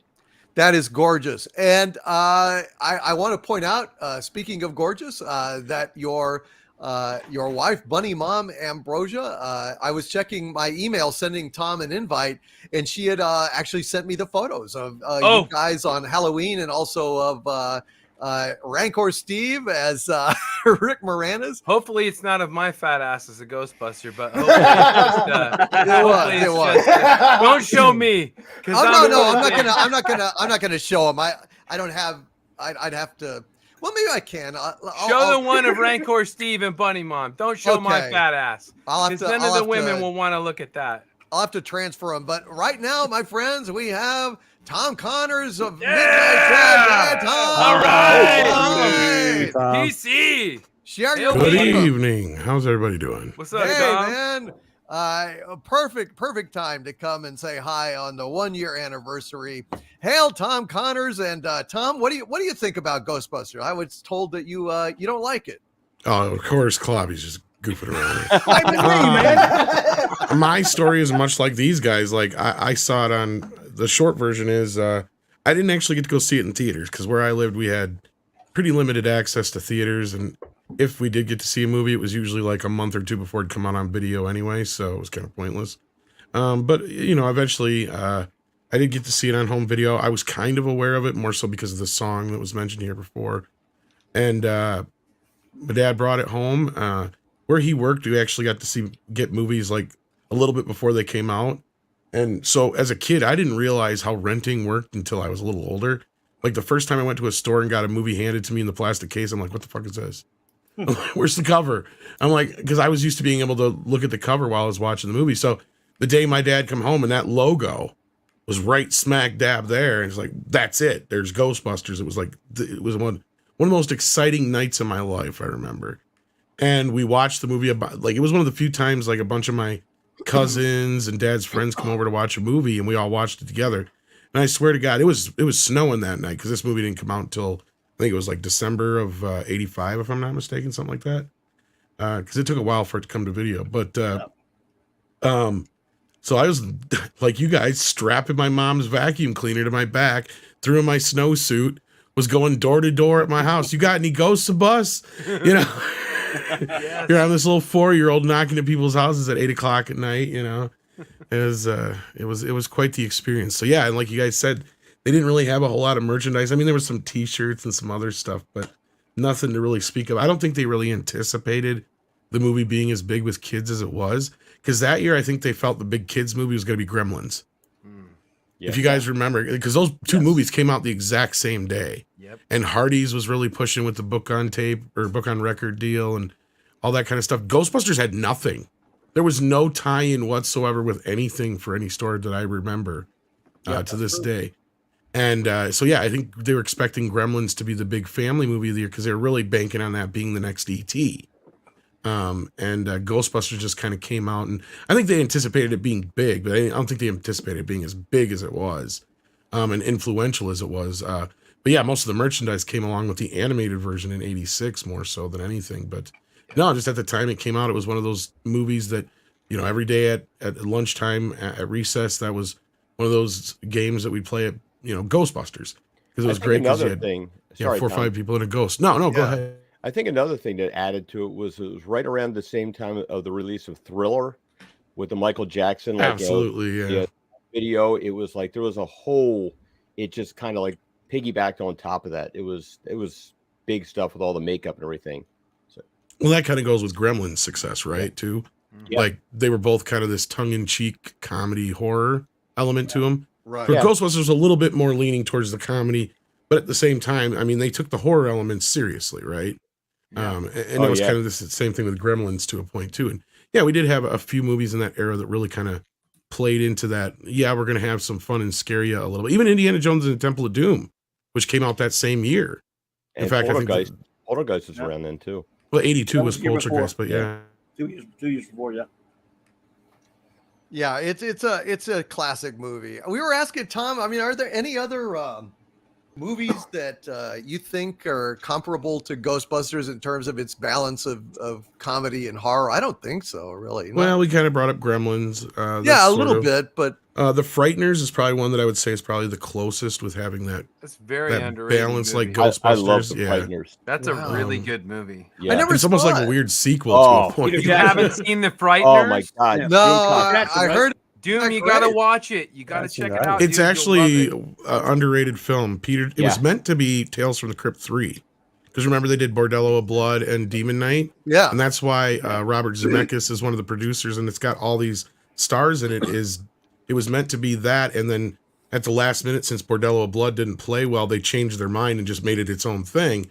So Peter Jackson directed it though, and it's got Michael J. Fox in it, and it's about this guy who, after an accident, can see ghosts. So he comes up with this scheme with these ghosts where they go in, haunt a house, he comes in, busts the ghost, gets paid.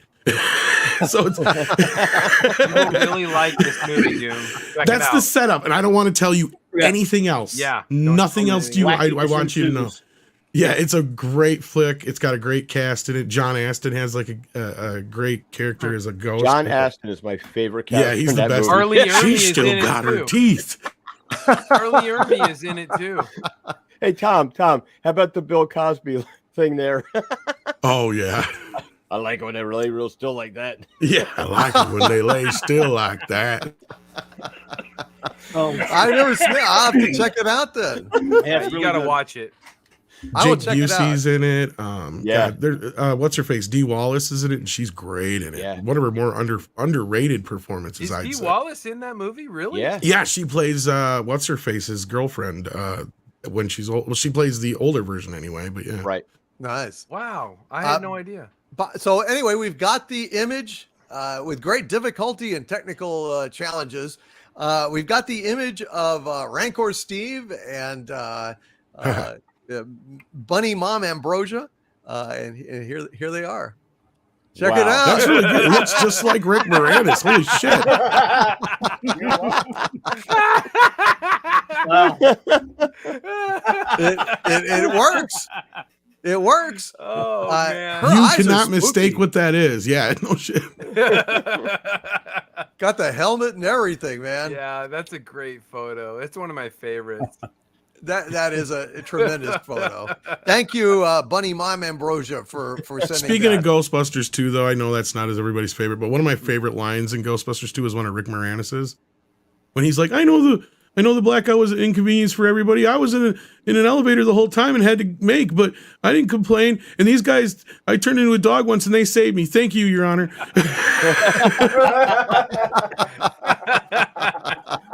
There's some good lines in Ghostbusters too, but it just Oh, didn't, yeah, a lot of them. it didn't really catch that magic of the first one.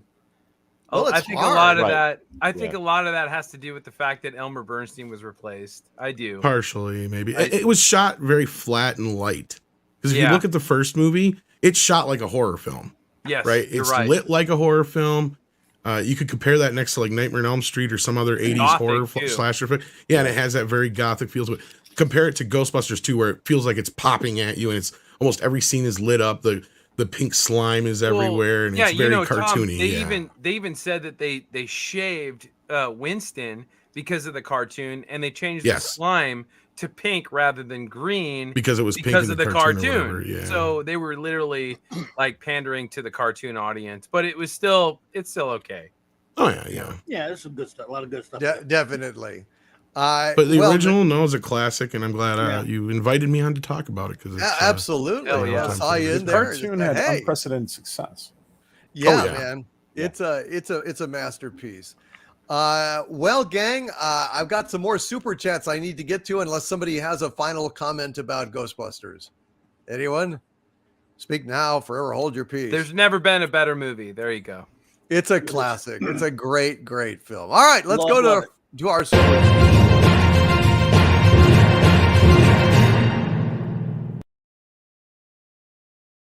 Continue on. Cisco Kid with a $10 super sticker of a pair, bowing and saying thank you. Thank you, Cisco Kid, for being here tonight, and I hope you had a great time. Susan Dolan with a $5 super chat. Thank you, Susan. Says, have you heard the Snyder Cut is now on DVD and Blu-ray? Mine arrives on the 11th. It's going digital 4K later this month. Well, damn, that's super cool. I love the Snyder Cut. I have no bones about it. I thought it was the best of the DC movies that Snyder did. He finally really got it right, hit his stride, and I guess we're never going to get to see a follow up from him, but I wish we could, because I think it was a hell of a never say never, but I hope not, but it seems unlikely. The Tom, chances right? are less likely. Yeah, it's too bad. It makes me sad, but what are you gonna do? Thank you, Susan Dolan, and congratulations. And yeah, man, I'm gonna have to get that. You got to support great movies like that. Go ahead and buy it. Send a clear message. We'd like some more like this, please. Toddzilla with a $5 super chat. Thank you, Toddzilla. Says, I'm with Clobberin' Time. I'm not offended, but Orville has stayed away from this.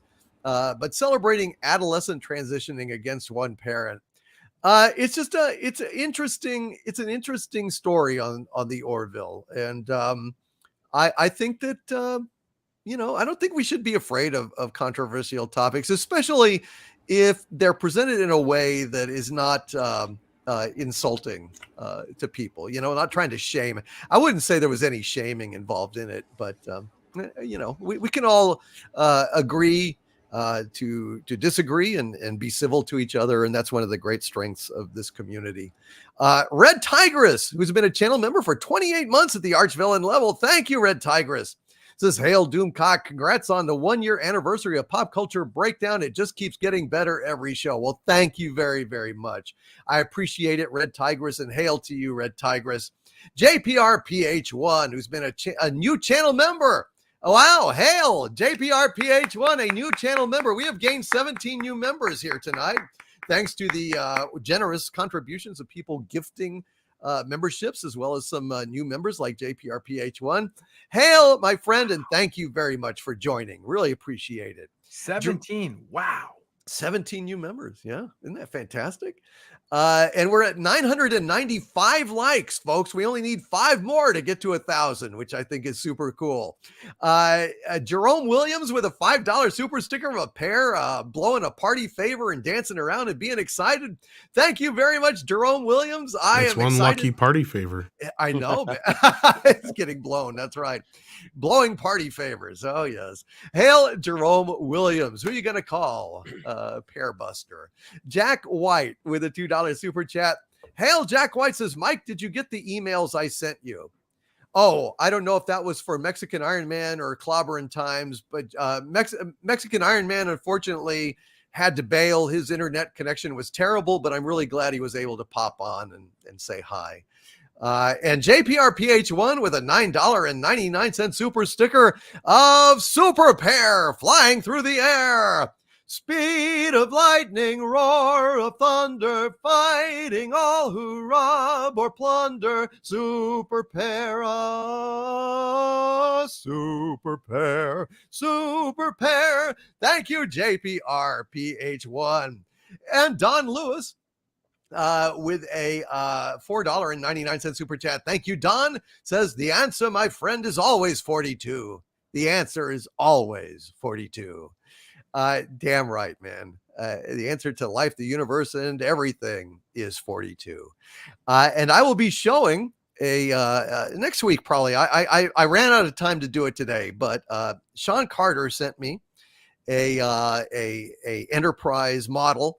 But this is the USS Doomcock, and it has the serial number NCC 1742. It's beautifully done. So I want to go ahead and share that with you guys on a later broadcast. Jerry Gord with a $1.49 slice of birthday cake super sticker, or anniversary cake in the case may be. Jerry Gord, thank you very much for that slice of cake, my friend. And thank you for being here with us on Pop Culture Breakdown this Sunday. Lord Kamina 2 with a $2 super chat. Thank you, Lord Kamina 2. Says, Andy, I think God/alien was due to China. I don't know what that means. Andy, do you know what he's talking about? No idea. I think God/alien was due to China. Was that a part of our discussion or something? I'm confused. I don't recall. Drawing a blank. Sorry, Lord Kamina 2. If you can explain in the chat, I will rephrase the question. We're kind of a little confused on that. Dalek 451 with a very kind £8.99 super chat of great generosity. Thank you, Dalek 451, who says, my problem with episode 5 of the Orville was not the messaging. It was that it was just a soap opera in space, which made it very, very boring, and everything interesting in it was completely wasted. Dalek 451, it's that lack of B plot, like we were talking about, and I see what you're saying. And I kind of agree with it. I wish we'd have had a little bit more of the kind of action adventure trappings of the thing, but even so, I think it was a well-written episode. How about a science fiction story? Yeah. So, well, yeah, you're right, actually, when you get right down to it. Thank you, Dalek 451. And Jack White with a $5 super chat. Thank you, Jack. Says, new Star Trek series set in the original timeline with Chris Pine playing an original captain. Thoughts? The well is poison, Jack. The well is poison. I think Chris Pine is a fine actor. I've seen him in other things, and I like him. I think he's a good guy. But yeah, anything that even remotely smacks of Kurtzman Trek now, it's too late for Pine to play an original captain. I don't see any way back, man. But Jack, anyone disagree with that assessment? No, not at all. As long as these people are in charge, it doesn't matter who they cast or anything. As long as it's bad reboot, Secret Outhouse, there's no chance for it to be any good anyway. But. Yeah, Chris Pine's awesome, but you know what? Star Trek reboot, 2 words, not necessary. Indeed. No. Tom, have you watched any of this Strange New World shit, or have you spared yourself this garbage? Well, I guess he stepped away. I just was curious if he had seen it, but I guess he hadn't. Let's see. Lord Kamina 2 with a $2 super chat. Thank you, Lord Kamina. Says, you need to watch Bastard Heavy Metal Dark Fantasy. Yeah, it's a new animated show on, I believe it's on Netflix. And I am looking forward to watching it. Like I said, I've had a shitty last week or so. So that's the name of it. Bastard. What is it? I think it's called Bastard. It's a metal dark fantasy. Bastard something or other. It's on Netflix, and it's a anime thing. And I've heard some really great things about it. So yeah, maybe we need to check that out. JB with a $20 super chat. Thank you, JB. Says, Overlord, great work on Disney content. I'm one of those parents that said, fuck Lightyear. It's my job to raise my kids, not theirs. I love my kids. They don't. I have to answer for their entrance into adulthood, not them. Yep, JB, it really doesn't matter what side you're on. I just find the idea of a corporation having any kind of fucking hidden agenda that they're trying to foist on kids behind my back. If I put a kid in front of a TV to keep it quiet while I, oogle, shots of Sigourney Weaver on the internet. I don't want people, filling their heads with shit I may or may not, endorse as a parent. Thank God I'm not a parent, but I'm just saying. So I agree with you entirely, JB. Disney needs to mind its own fucking business and get out of the propaganda, I don't know, industry, business, whatever. Hail JB and thank you. Grimlock Destroys 85 with a $10 super chat. Thank you, Grimlock. Says, I was a big fan of the real Ghostbusters cartoon, and my parents decided that I could handle the movie. After I saw it, I was upset that my parents knew about it and hid it from me. Yeah, I know. That's really annoying. I remember I sent away for one of those like some horror merchandise I saw in the back of a comic book when I was a little kid. And I thought that they never sent the mail, that it never came. And then years later, I found it was squirreled away in the closet, that my mom had intercepted it and hid it from me because she thought it might scare me or some shit. Like, thanks, Mom. God. Yeah, it's a true story. Joe Smith with a $20 super chat. Thank you, Joe. Says, when there's something strange in your new world, who are you going to call? Woke Busters. To the entire Pop Culture Breakdown team, thanks for a year of busting woke. Happy anniversary to you all. You guys are great. Keep up the fight. Here, I agree with that. Thank you all for being here tonight, you guys. Y'all are the best. Hail to Pop Culture Breakdown, and hail to each and every one of you that make it so fabulous. You guys are the best. Mercenary X21 with a $5 super chat. Thank you, my friend. Says, holy crap, they look just like them. Better than some cosplays. Also, Ghostbusters 2 is better than a 1 to me. I thought it was scarier because of the tub. Well, yeah, you know, I've heard there are some people that like Ghostbusters 2 better than the original Ghostbusters. I'm not one of those people, but you know, to each his own. Thank you very, very much, Mercenary X21.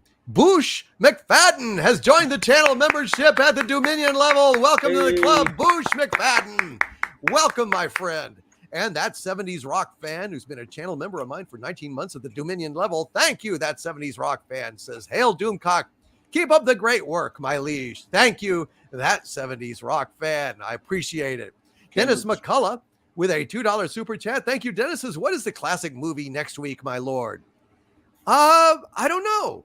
Anybody have a suggestion for the classic movie for next week that we should talk about? Any ideas?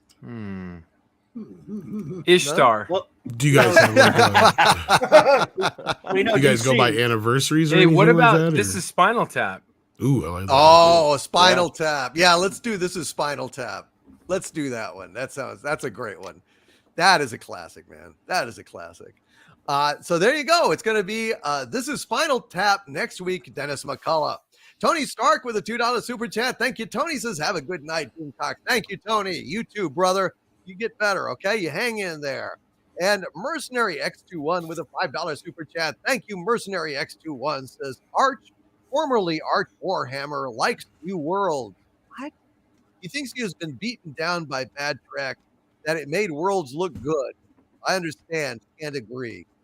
I that's sad, man. That's sad. You actually are feeling like, I mean, I'm my brain is locking up like I'm Robbie the robot. You know, I've been ordered to do something and I can't do it. And my brain is. I can't imagine being duped by Strange New Woke. I really can't. A lot of people are, unfortunately, due to sad. I don't get it. I don't think that many people these days have seen original Star Trek. That's why they're not understanding what to compare it to. In this case, though, Andy, a lot of people who do, you know, are closer to our age that love real Trek are just falling all over this thing. It makes me sick. But I mean, to each his own. Don't get me wrong, but it's happening. If you guys remember, about a year ago, I was kind of telling you that this one might be a bit different. I know you asked me while I was stepped away. Doomcock. I have not seen Strange New Worlds yet. Good. Andre has. And he's forcing me to watch it. Please help. Andre? What's that? Andre, yeah. And there's a few other people who have too, and they all say the same thing, though. And this is my problem with it. Because I did say that from what I've heard behind the scenes, there was a bit of business going on. And I believe it was roughly about a year ago. We had talked about it here, where if you guys remember, I said, watch this show be a bit different than the other stuff, because I had been kind of getting to the point of, along with a few other people I'd talked to, that we were under the impression that Akiva Goldsman had kind of come in and made this show possible, because when he was brought in to do Discovery, he thought that this show was what Discovery was supposed to be. Because his first thing is like, wait, this is 10 years before Star Trek? Where's Pike? What the hell is this? Like, he kind of felt like we did. He's like, this is not what I signed up for. And he even said this pretty much in an interview. So then what I had heard and kind of basically came to the point of before is that he wanted to make a show that was more Star Trek like. Now, from what I had been hearing, is Kurtzman was completely pissed off by this show because it ended up taking his Section 31 slot. Because if you'll remember, before they got the brand new deal, they were only allowed 5 shows in production at a time. So when he got Strange New Worlds greenlit, Goldsman that is, that pissed Kurtzman off. Now, remember when we heard that he supposedly left the offices for a while? That was why. And so that's why Goldsman's also the runner on the show. But then he pissed and moaned enough that they got their new deal. and he was then able to make more than 5 shows at once. So now there's a few more shows that are coming besides this, and we will have a point here now where we'll have like, I don't know, 5, 6, 7 Trek things going at once, basically. But Strange New Worlds is a bit different than the other stuff, and because of that, it has been getting a bit more praise than the other stuff. And basically, though, the problem that I'm hearing from all the reviews that are enjoying it, though, is that you got to basically forget that it's technically canon or that it's trying to be canon. It's like, well, then that kind of defeats the purpose, doesn't it? It's like, because this whole show is supposed to be setting up the future of what we know. So it's like, basically, it's setting up the Chris Pine Star Trek. Because we got to remember, this is still in prime canon. When we say prime canon, it's that quotation marks around it where it's not technically the original timeline. It's not Kelvin timeline, but it's the prime timeline. It's the timeline that the Kelvin Spock came from originally. It's the new established timeline via 25% different, which they have now technically had to confirm. So, like, yeah, it's just all, tied up in that. So basically, from what I'm getting to, the short version is this is probably the best Trek we're going to get for a while, outside of maybe something Trek with Chris Pine, but JJ's going to be all up in that shit no matter what. So at this point, Trek is kind of like on this stasis. That was some of the worst news I've heard in like years. Thanks, Tom. Well, it's just because that was really awful. I mean, I totally believe you too. We can hope that Paramount is waking up, because this Brian Robbins guy who came in just recently, he sounds like he's got the right idea. Let's just see if he executes it, because he knows that Paramount has these huge IPs that they can use, like Star Trek being one of them. But they've had a lot of their IPs that have been just languishing in the last few years because they don't quite know what to do with them. Yeah, well, one of those is definitely not Top Gun. No, well, that was a surprise. I think that was an anomaly. And there's been some talks of a sequel, but we'll see how far that goes. Like, I think they're just counting their blessings at this point that the film, played like twice as good as they had planned on, if not 3 times better than they had planned on. Yeah, that's really bad news about Star Trek, though. Jeez, that really depressed me. My champagne bottle's like fucking. Well, done, I know dude. that Paramount they have different with like Yellowstone, Taylor Sheridan, and the guy that Tom just mentioned. They're trying to revamp some things with what's going on. So I think they're trying to push out the whole what we see in Star Trek now. But with all the contracts, with all the shows going on, they can't really do anything right now. They just have to play it out. So I think they're just trying to do something. They're trying to save what's left of these franchises. Right. Well, no matter what happens good right now, we're still a few years behind as to what we're going to see is coming out. But wow, that's really depressing. Thanks, Tom. It's just pure shit. It's contemptible garbage. It's the worst fucking goddamn shit. It is fucking that's out horrible. there. I mean, it's even worse than Obi-Wan. So much worse than even Obi-Wan. All right. Well, that's pushing it a little bit, but yeah. No, man, it really is. I mean, at least. Okay, you know what? You're right. At least Obi-Wan was a little bit. Obi-Wan was critiquable. This show is not even critiquable. No, it's you can't even argue with what's going on in the show. Like, it's incoherent. Well, that's here's how the bad one positive thing I have about the Star Trek Strange New World is you could play that for actors 101 and be like, this is how not to act. That's the only positive thing. You can get actors to act way better than this. A blind monkey can do better. For all the praise that the show is getting, it's the last episode with Kirk coming in is not getting the reception I think they were hoping for. Everybody's comparing him to the Jim Carrey. No shit. Jim Carrey version from In Living Color. So it was better. That was better. Even some of those people that are like the nicest to shows like this that I've seen, and I'm like, oh, wow, if they're making those comparisons, that's not good. It's like, Kirk used to have his chicken sandwich and coffee, and his fucking coffee has way too much soy milk in it. That's this universe's Kirk. Right. It's just like this little nothing flyweight piece of shit. God, I hate this fucking crap. I hate to do this, but I do have to run. I got a prior engagement. But thank you for having me again, DC, and keep in touch. And hey, man, absolutely, we will be in touch. Tom, we'll talk, and it was wonderful to see you. Love you, Tom. Good seeing you guys. Yes. Love ya. See you man. later. Take care. I think Rancor Steve is the only one I don't think we've ever really met before, have we? Maybe once before. Hi, I'm Rancor Steve. Yeah, I was gonna say the rest of these guys. I know the rest of these hooligans, but yeah. Absolutely. Thank you, Tom. All right, take care, guys. Have a good one. See you, Tom. All right, just a few more super chats here. Ignix Kit with a $2 super chat says, "You missed my super chat, so here's more money." Ignix Kit, I agree with you. It's pathetic.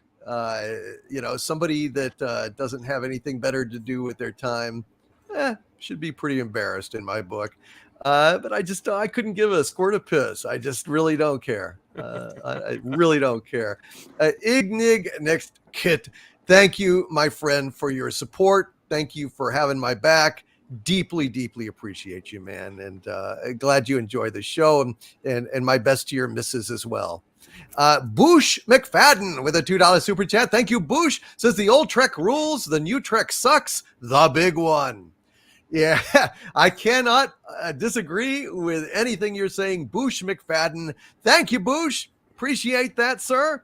Yeah, you're right. New Trek sucks. It sucks so bad. I'm trying to emphasize how big that big one is that it sucks. It's really big. It's like real that big. wide. It's like that's a hell of a Twinkie, right? It's a hell of a Twinkie. Jerry Gord with a $5 super chat. Thank you, Jerry Gord says, "Please do The Last Starfighter, Victory or Death." Yeah, that's another good one that we could do.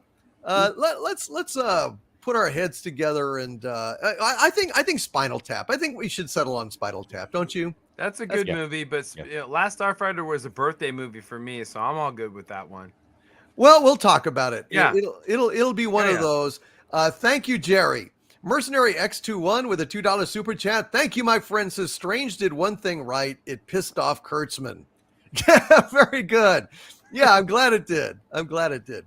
Definitely, it's look, you're comparing like a dried turd with a puddle of diarrhea and a cat turd. It's like, do you want to step on any of them? No, but I'd say that Strange New Woke is the dried turd of the Kurtzman Trek kind of oeuvre, right? It's like the least objectionable, but you don't want to step in any of them. Not any of them. Lenrod with a $2 super chat. Thank you, Lenrod. Says Fritz Lang's Metropolis for the next movie. Well, we'll think about that one in the future, Lenrod. That's kind of a tougher one to talk about since it's a silent movie. We've never done a silent movie on these things. It'd be an interesting take to have. We can do that. That's a good one. Well, we'll think about it. Thank you, Lenrod. And Mr. E with a $5 super chat. Thank you, Mr. E says, "Happy anniversary. You mentioned 80s synth music. Check out Kraftwerk." Oh, God, that's a perfect linkage, right? Metropolis. Since we're just talking about Metropolis. Yes, Kraftwerk. I am familiar with them. I believe they also did Calling Occupants of Interplanetary Craft before the Carpenters did it. I saw them live. They were amazing. Pioneers of synth music. You're awesome. Thank you, Mr. E. And hail to you, brother. And hail to everyone in the chat. I'm really, really glad that you guys were with us tonight. And I hope y'all had a good time. I certainly did. So that brings us, I believe, to the end of our live stream. Let's just go around. Gary Ambrosia, anything you would like to plug? Probably Bunny Mom Ambrosia's Bunny Trail Rescue, right? Yeah, you know me. I just like to advertise my lovely wife's Bunny Rescue, the Bunny Trail Rescue. Sorry, I've been drinking a lot. The bunnytrailrescue.com. Check it out. She does a lot of great work for the little critters, and if you got a buck or two, throw it to her because she definitely needs it to keep them fed and to keep them warm, the little critters. But check out the bunnytrailrescue.com. Absolutely. Rancor Steve, anything you would like to share with us here tonight as we go? Hello? He's muted. There you go. You can find me on Twitter and YouTube at Rancor Steve, and with my sidekick Bobble Rambo, as I like to call him, and he doesn't speak much. But my channel will be focused on me destroying things, destructive things, how to be a man, something that like a lot of things that a lot of guys don't know. I'm not going to point out names. And me talking about things that are really good movies, really good shows. Yeah. Absolutely. And I know that we probably have another amazing video that you and Gary are putting together for next week. Looking forward to that. I won't say anything else about it. PJ, thank you, brother, for coming on and helping us out with the Orville. I hope that you're happy about how we were able to discuss it and of course, and analyze it. I thought it was a good discussion. The best place, one of the best platforms to have good nerd chat and good nerd debate, very civilized debate. So awesome, yeah. I just want to remind everybody that Wednesday night we have the next episode of the Orville. Go see the teaser that's already out there. It involves the Kalon, and it involves Charlie. So go check that out Wednesday night. Oh man, that's going to be interesting. And do you do reviews of the Orville every week, don't you? I do. I will probably do one Thursday. It usually airs. It airs technically in the AM at midnight on the East Coast, but for the rest of the country, it's still Wednesday night. So on the following day, we usually do a review. Yeah. Do send me. If you want me to come on and talk about it, I'd be happy to do so. Cool. It just it just depends on the schedule, but keep trying me if you want me on, and we'll definitely make it because I would like to talk about it with you. All right, awesome. And thank you, brother. Andy Masterson, anything you would like to share with us? Yes, I've got the Laboratory of Mayhem where I do toy stuff, and also I'm collaborating with PJ here. He does fundraisers, so I came up with this idea to make these little Yaphet guys. Oh, look at that! That's looking great, dude. Yay, love it. I'm going to send them to PJ, and he can raffle them off and donate them to his charities. Oh, that is fantastic. That is. Can you hold it closer? Those are amazing. Look at that. Beautifully done, man. Thank you, Gary, for the tips on casting the clear resin. That's really, really helped. Oh, you're welcome, buddy. It looks good. Man. It looks real good. Incredible, man. Nice job. I love it, man. Well done. And I got to say, I get choked up every time I see Yaphet now. Just I miss Norm Macdonald. He was one of my favorite comedians. He was truly a gifted man, and I love him. Clobbering Times, Clobby, thank you for taking the hit and doing our Thor review. And go ahead and plug your channel, my friend. Oh, thank you, buddy. Thanks for having me here. Great to hang with this fantastic panel and my good friends in the chat there. Let's see. Tomorrow night, Monday night, Mark C. Comics Talk. The Great Stone Loki will join me. We'll do a DC animated film review of Green Lantern Emerald Knights, which we do once a month. We review a DC animated film on the comic show there. Wednesday night, I will have that's 9 p.m. Central. And Wednesday night, I'm always 9 p.m. Central, I guess. Wednesday night will be the wild card Wednesday. Anything goes on that one. And then Thursday night, my wonderful friends Raquel and Mark join me for Clobby's Clubhouse. And Saturday night, Star Trek, the big one. We are just everyone having such a fun time over there. So many wonderful people showing up. It's going great. We're almost done with the TNG crew. Last week, we finished up all 7 seasons of reviewing Star Trek: The Next Generation. Wow. Last night, we reviewed a movie you will never watch. 2 movies you would never watch. We're reviewing the movies this week and now next week. We're going to knock out the 4 movies. And then a week from following next week, we will be starting with Deep Space Nine. We're going to review all of Real Trek 66 through 05 only because that's the only Real Trek there is. And it's going to take a while, but we're having a wonderful time doing it. So if you like to see, we usually do about 4 episodes a night once we get going. So if you want to see a fun time with a great interactive chat where everyone gets their opinions heard, join us for Saturday Night Star Trek. Absolutely. Fantastic, my friend. Thank you for that. Thank you, buddy. And got a few more super chats that popped in. Douchebag Kylo with a $4.99 super chat. Thank you, Douchebag Kylo. Says, last week I watched Battle Beyond the Stars for the first time in decades. Love It it. still holds up and is much better than most serious new sci-fi we get today. God, I haven't seen that in decades either, douchebag I Kylo. love that movie, man. Holy shit. Yeah, I need to reacquaint myself with that. Same thing with Last Starfighter. I haven't watched that in forever. The I need to- score from Battle Beyond the Stars is definitely James Horner. Yeah, that's definitely the feather in the cap of that movie. James Right. Horner's score from it is incredible. James Horner rules. Great. Everything he wrote was fantastic. Great cast too, by the way, in that movie. Damn right. Jack White with a $5 super chat. Thank you, Jack. Says, my lord, you need to get back to watching Bleach for 2 reasons.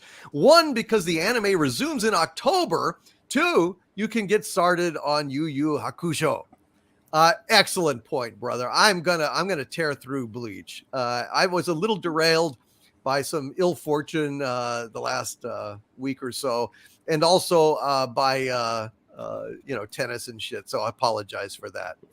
Dennis McCullough with a $2 super chat. Thank you, Dennis. Says, where is the link for a Yaffet? So Dennis is wanting a Yaffet. So yeah, Andy, I guess it's going to be auctioned off.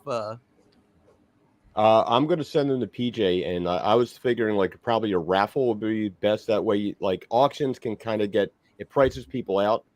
Raffles kind of gives everybody a chance. That's a good point. So Dennis, stay tuned. Get in touch with PJ or Andy for info on that, and we'll see if we can't make that happen. And Jack White, thank you, brother, so much. Seriously, for your patience and your advice and your kindness. Jack White, $10 super chat, says the Crisis series is about a team of military soldiers with nanosuits fighting Koreans and aliens. Check them out, especially since they got a re-release on the PS4. Okay, brother, thank you so much. I'd never even heard of the Crisis series. That's the thing about Jack, is he knows a lot about other dimensions that of pop culture that I just have not really touched on. And it's hard to do that because I know a lot of stuff, but Jack White knows way more in a whole other realm than I do. And I appreciate him being my guide. And Mercenary X21 with a $2 super chat. Thank you, my friend. Says, you and Razor Fist both love and miss Norm Macdonald. I loved him. He was so funny. He was one of those comedians that could make, that comedians love. The same thing with Doug Stanhope, Gilbert Gottfried, Norm Macdonald. The edgiest, funniest guys. And God, I miss them. Michael Beacom with a $1 super sticker of the Invisible Man. Thank you, Michael. Be seeing you, my friend. Where am I? In the village. In the village. Love it. What do you Michael. want? What do you want? Information. Whose side are you on? That would be telling. We want information. He's seeing you. Fellow Chucker with a $5 super sticker of Bushiba giving a thumbs up and saying, good job. Thank you, fellow Chucker. I am very glad that we met or exceeded expectations tonight. Makes me very happy. And Jack White with a $5 super chat. Thank you, Jack. Says, last thing I sent you an email with the link trailer for the remake of System Shock. Okay, man, I will get on that, and I will be dropping you a line, Jack. Thank you, brother. Thank you. All right. Well, guys, this is it for us. Happy 1-year anniversary. I hope that you guys will stick with us for another. The time flies when you're having fun. Thank you, PJ. And you are always welcome, PJ. Always welcome on the show. I know you're busy, and I appreciate you taking the time here to spend it with us tonight. All right, gang, from the center of the earth, this is Dictor. Oh, Dennis McCullough also says with a $2 super chat, I will recommend Dirty Work for classic review. What is Dirty Work? Anyone know what? Dirty Work's a film with Norm Macdonald. That's the film that he did. Yeah. Oh. Check it out. Awesome. Yeah. Thank you, Dennis McCullough. Thank you, brother. I did not even know that. Shit, I need to check that out. All right, gang, from the center of the earth, this is Dictor Van Doomcock and my panel of pop culture pundits and the chat and all of the wrenches, amazing wrenches. Love you, wrenches. Thank you for all you did tonight and every night. From the center of the earth, it's Dictor Van Doomcock bidding you all, my friends, stay angry and have a wonderful week. Bye-bye, you all.